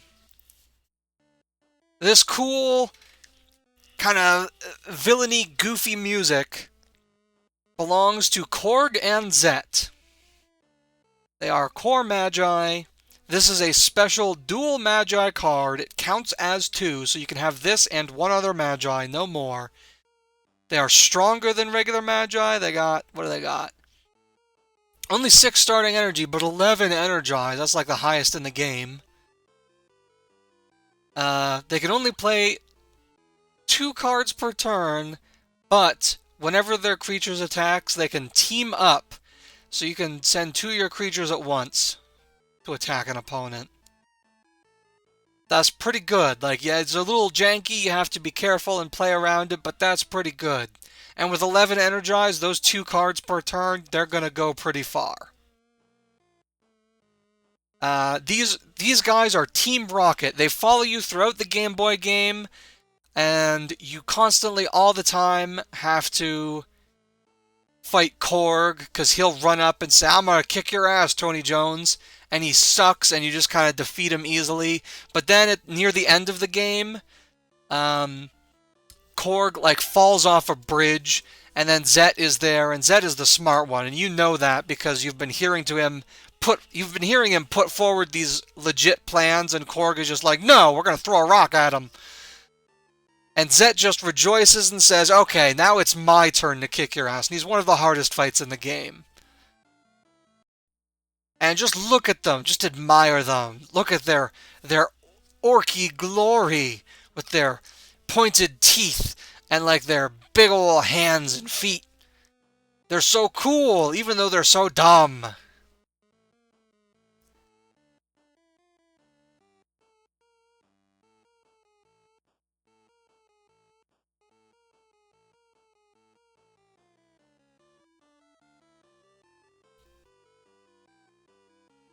And we got this. We had this. Is the red one wearing a hat? Yeah, it's like a wing design. It's like a helmet. We had this. And we got this. And I simply find it unforgivable. Like there's tweaking a character design to make them more suitable for animation. Like, simplifying, you don't have a lot of color gradients, you've got like fewer colors overall. I get all of that, but this is Zet, like this generic fucking ass looking guy. He was a little goblin with teeth bigger than his brain, and now he's just this. He's just this guy. The Korg design isn't as bad.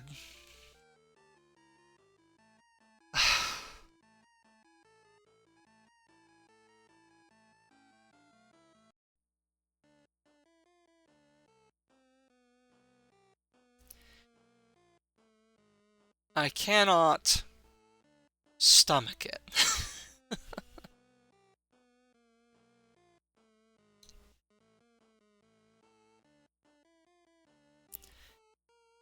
In addition to these particularly egregious examples, there were also like a lot of other small changes, like Tony Jones went from being a blonde to a brown-haired kid, which why? I don't know. To make him more generic, since Magi-Nation is an isekai story, I guess. And like, he had his fucking Misty and Brock characters, and uh, the boy Strag was at least uh, fairly faithful in his design, but they simplified it a lot, but it was pretty close. Um,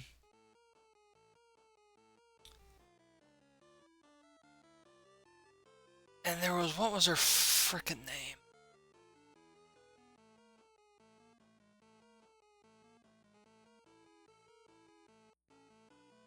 There was a Magi named Trin, and they just changed her name to Eden, like they changed 2 letters.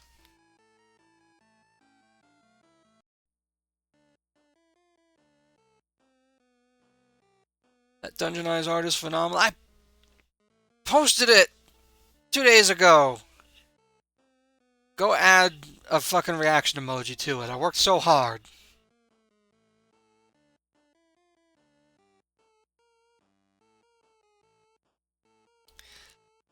Yeah, just a lot of small changes, which could be forgivable if not for like the huge ones. And there were like story changes too. Like I think Tony could, instead of being stuck in another world and trying to find his way home, he could like go back and forth, which just removed the stakes for him. And like another weird one is that you summoned creatures using like a magical crystal called Animite, whereas in the card game and the Game Boy game, there was like a whole process of you fight the creature in the wild. When you defeat it, it leaves behind Animite. You take the Animite to a ringsmith, and the ringsmith makes you a ring that you can use to summon. And that's another like relatively small change that was probably just to streamline the process and make it more understandable. But like, turning the crystal into a ring is not gonna fucking break some kid's brain, you know? I'm too depressed about Corgan Zed. I need to change the music again.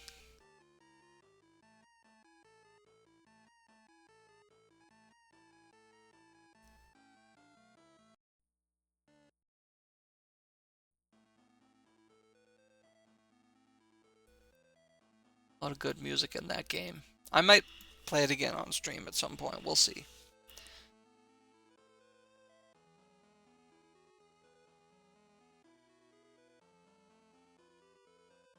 The worst part.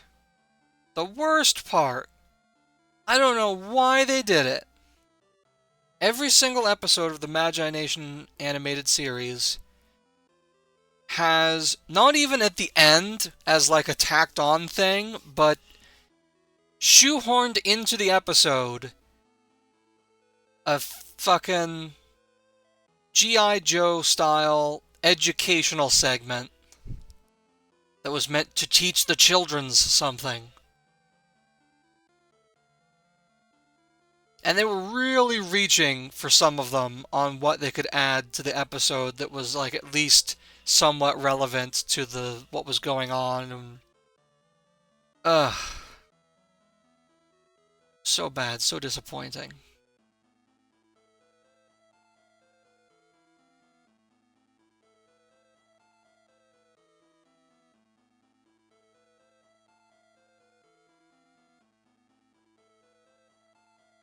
Producer interference, usually. Probably also the fact that they went from the totally baller Magi-Nation art style to the Avatar is popular, make it look like Avatar style.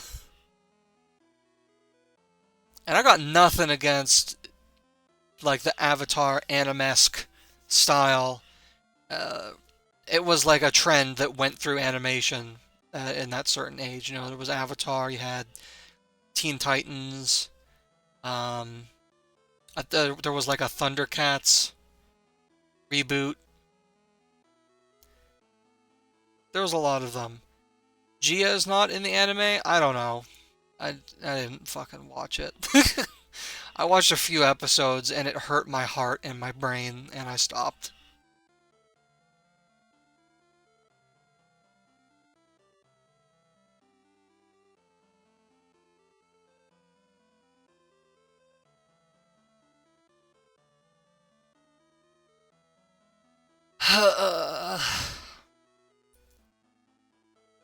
So yeah, there was that show, that bad show, and the unsuccessful MMO because it was free, so like, what's... It never got out of beta, I don't think. It was too small to be considered an MMO, but it was a multiplayer game, you know, there was something there. I bet I can, actually, I bet... Yeah, here we go.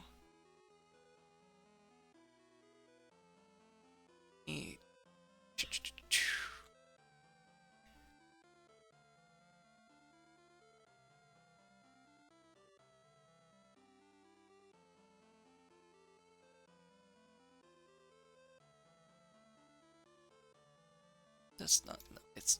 Fuck. Okay. Hit the screen. There we go. Okay. Like, it looked okay. Kind of cool.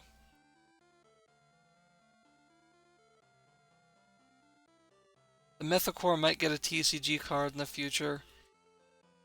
I guess. That's cool.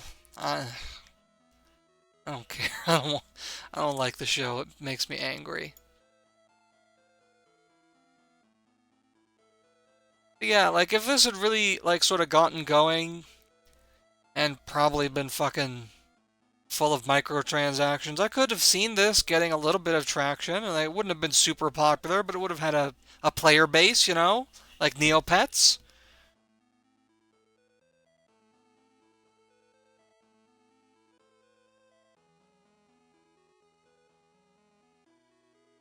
But yeah, that brings us to where we are today. They are printing Trader's Reach.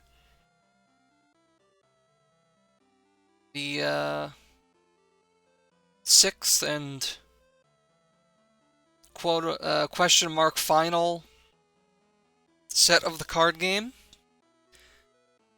They have done well, And, you know, maybe next year or the year after we'll get another Kickstarter for the Daybreak set, which had exactly one card previewed out of it.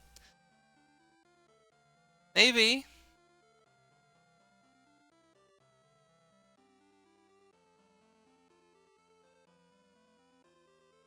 Okay, as long as I'm fucking using...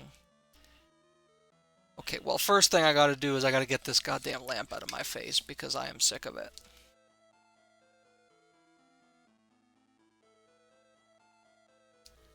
Webcam, you have served your purpose. Completely forgotten about their existing fans. Yeah.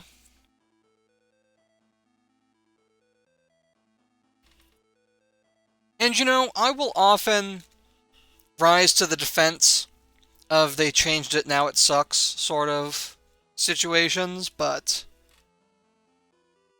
they changed the entire art style. They shifted the tone from like epic fantasy but also goofy, and they just kind of went with sort of a serious tone with a couple of funny characters, but also just so for children, like so, I don't want to say hand-holdy because that's more of a video game thing, but hand-holdy, just like, we can't make it too hard to follow, we have to make it really simple, and so disappointing. Okay, the lamp is off of the desk, and off the desk it shall remain until I get that new set of cards. Jesus, this thing gets hot. No wonder the tape was melting. I'll have to remember that in the future and use more tape! It's like they fused it with a half-finished existing show. Maybe. Like, maybe a couple of the designs. Okay, here, I'm just gonna...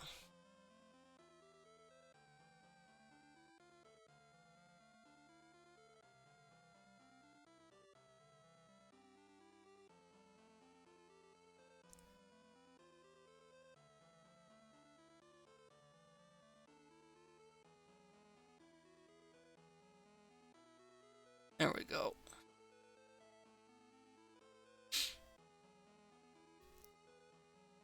Let's get fucking Macadamia there so you can keep looking at him. I'm just Google image searching at this point. Here's like some ad art from the Japanese version.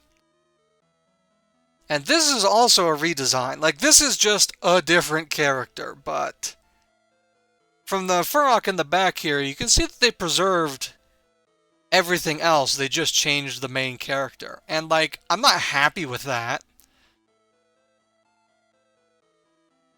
But, like, fucking...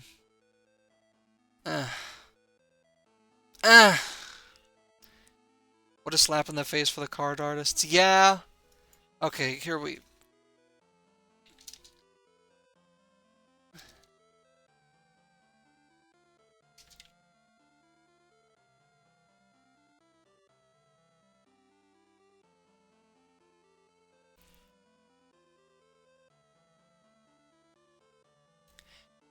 This is, like, the Magi-Nation artist. Like, he's still been working. And every now and then he was, like, doing some Magi-Nation art just out of nostalgia. And this still has, like, some anime inspiration, but it's got, like, the big mitts and, like, the narrow physique to the point of, like, not even being idealized, but just a different creature. Where was this other one? Here we go. There's an Orwin redraw. I showed him.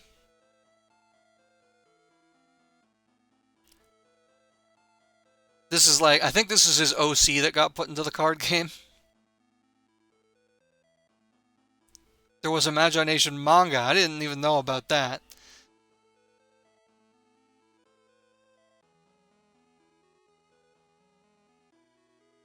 And he draws other stuff too.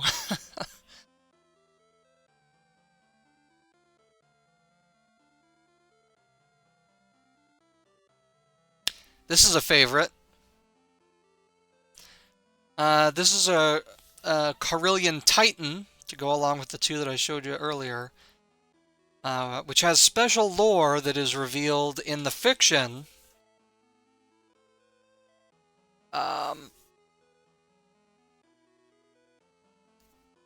You'll see that this gigantic tree trunk elephant has some whole trees and also tree houses on its back. Canonically, this elephant carries the entire capital city of Vashnarum on its back, and I just think that's dope. That is dope as shit. And this is official, was going to be, or is now again going to be official card art from the Trader's Reach expansion. He just got so much better from his early art, and his early art was already cool.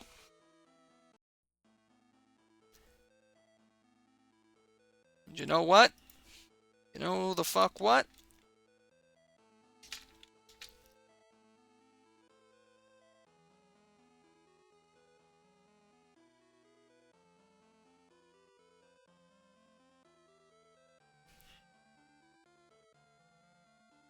TV show.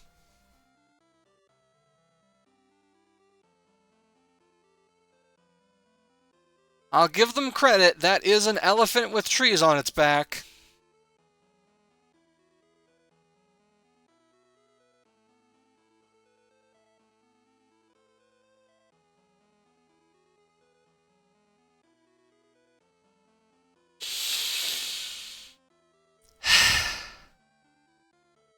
It's just, it's sad.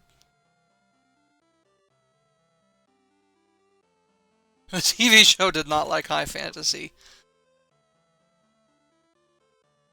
They didn't like originality. Like that Mythocore creature you were mentioning that they're saying might get turned into a card. Like, I don't hate it. Or there was another, like, Orwin's creature is like this sort of white dragon. And, like, it's a fine dragon, I guess. It doesn't look like a Hyren.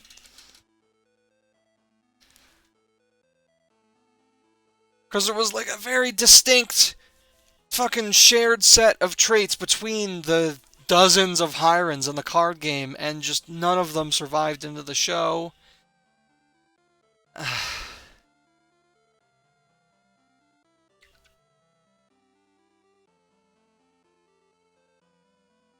It was fear of originality. And every artist on the planet just hates that shit, even if they are contractually obligated not to say anything about it.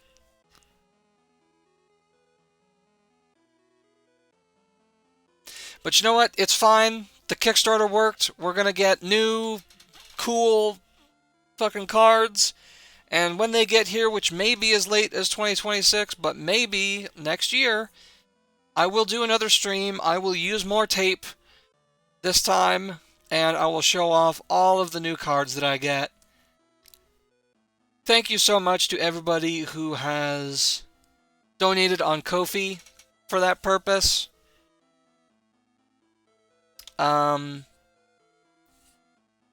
There are still 2 milestones, 2 goals up ahead. If I get... Well, I guess I should double check because I know how you guys can be. If I get another 125...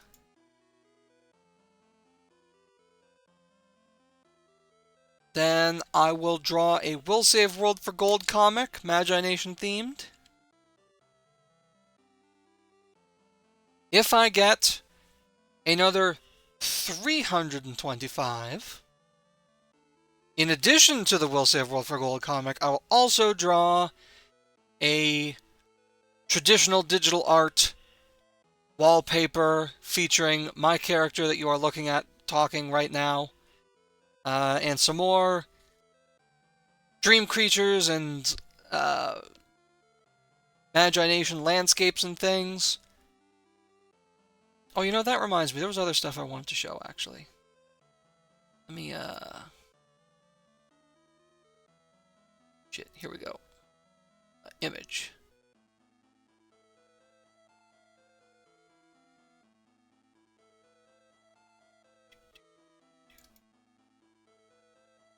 I think I mentioned on a previous stream that I have been saving some Magi-Nation, like, key art and things.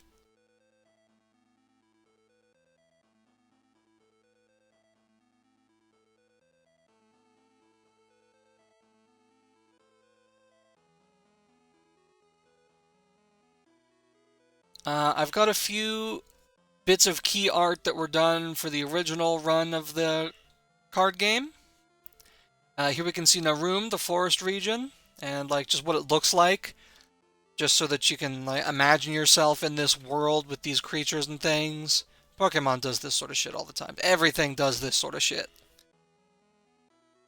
And you're looking at it like, yeah, this is a nice piece. I like the detail and all the individual leaves. We got these big trees with these houses built into them. Like, it's not crazy original, but it's nice, you know? Looks good. And we also got...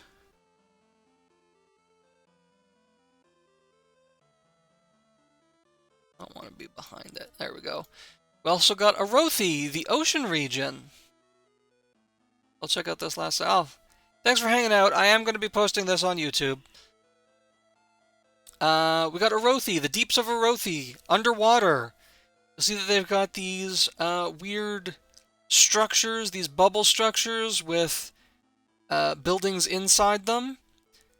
You can also see here, it's a little bit murky. These are not high quality images, but they're what I've got. I apologize.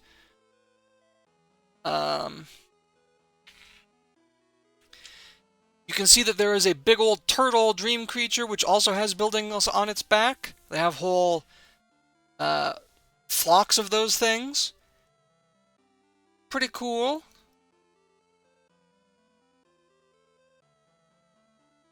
And it gets progressively cooler. Here's Called, the volcanic region. You've got this town on an island in the middle of a lava lake. That's neat, but then we've also got these giant glowing orbs, and I don't know what they are, what they do, or what they're for. But they look neat. They're original.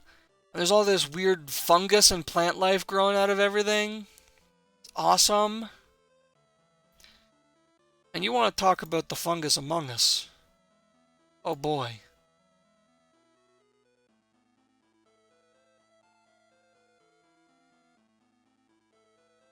We have here the Underneath, which is an underground sub... It's the Underdark. With all these gigantic mushrooms growing up out of each other to form these pillars in the middle of this ocean. And they've just built their homes into these giant mushrooms. Awesome. And my favorite one out of this... Oh, shit.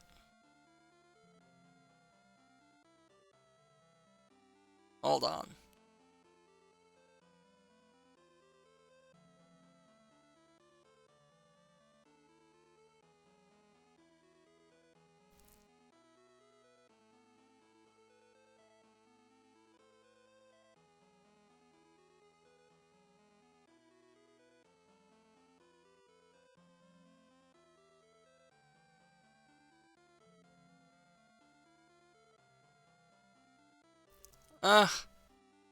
Okay, I think I have gone offline.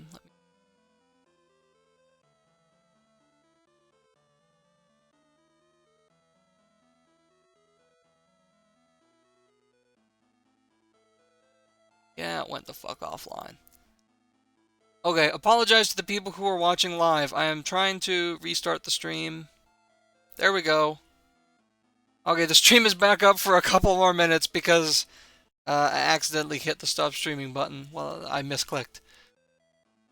This is literally the last thing I wanted to show, but I didn't want any online viewers remaining to miss out on it.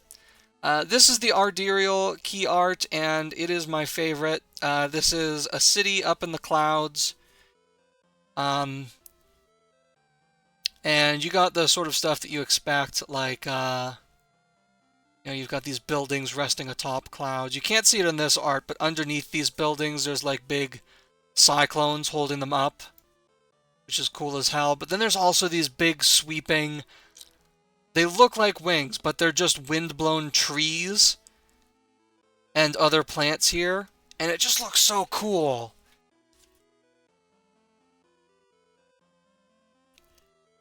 And it doesn't look like anything else.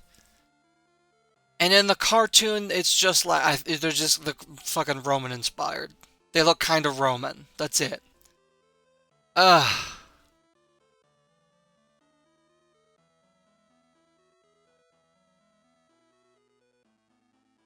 Ugh. Anyway.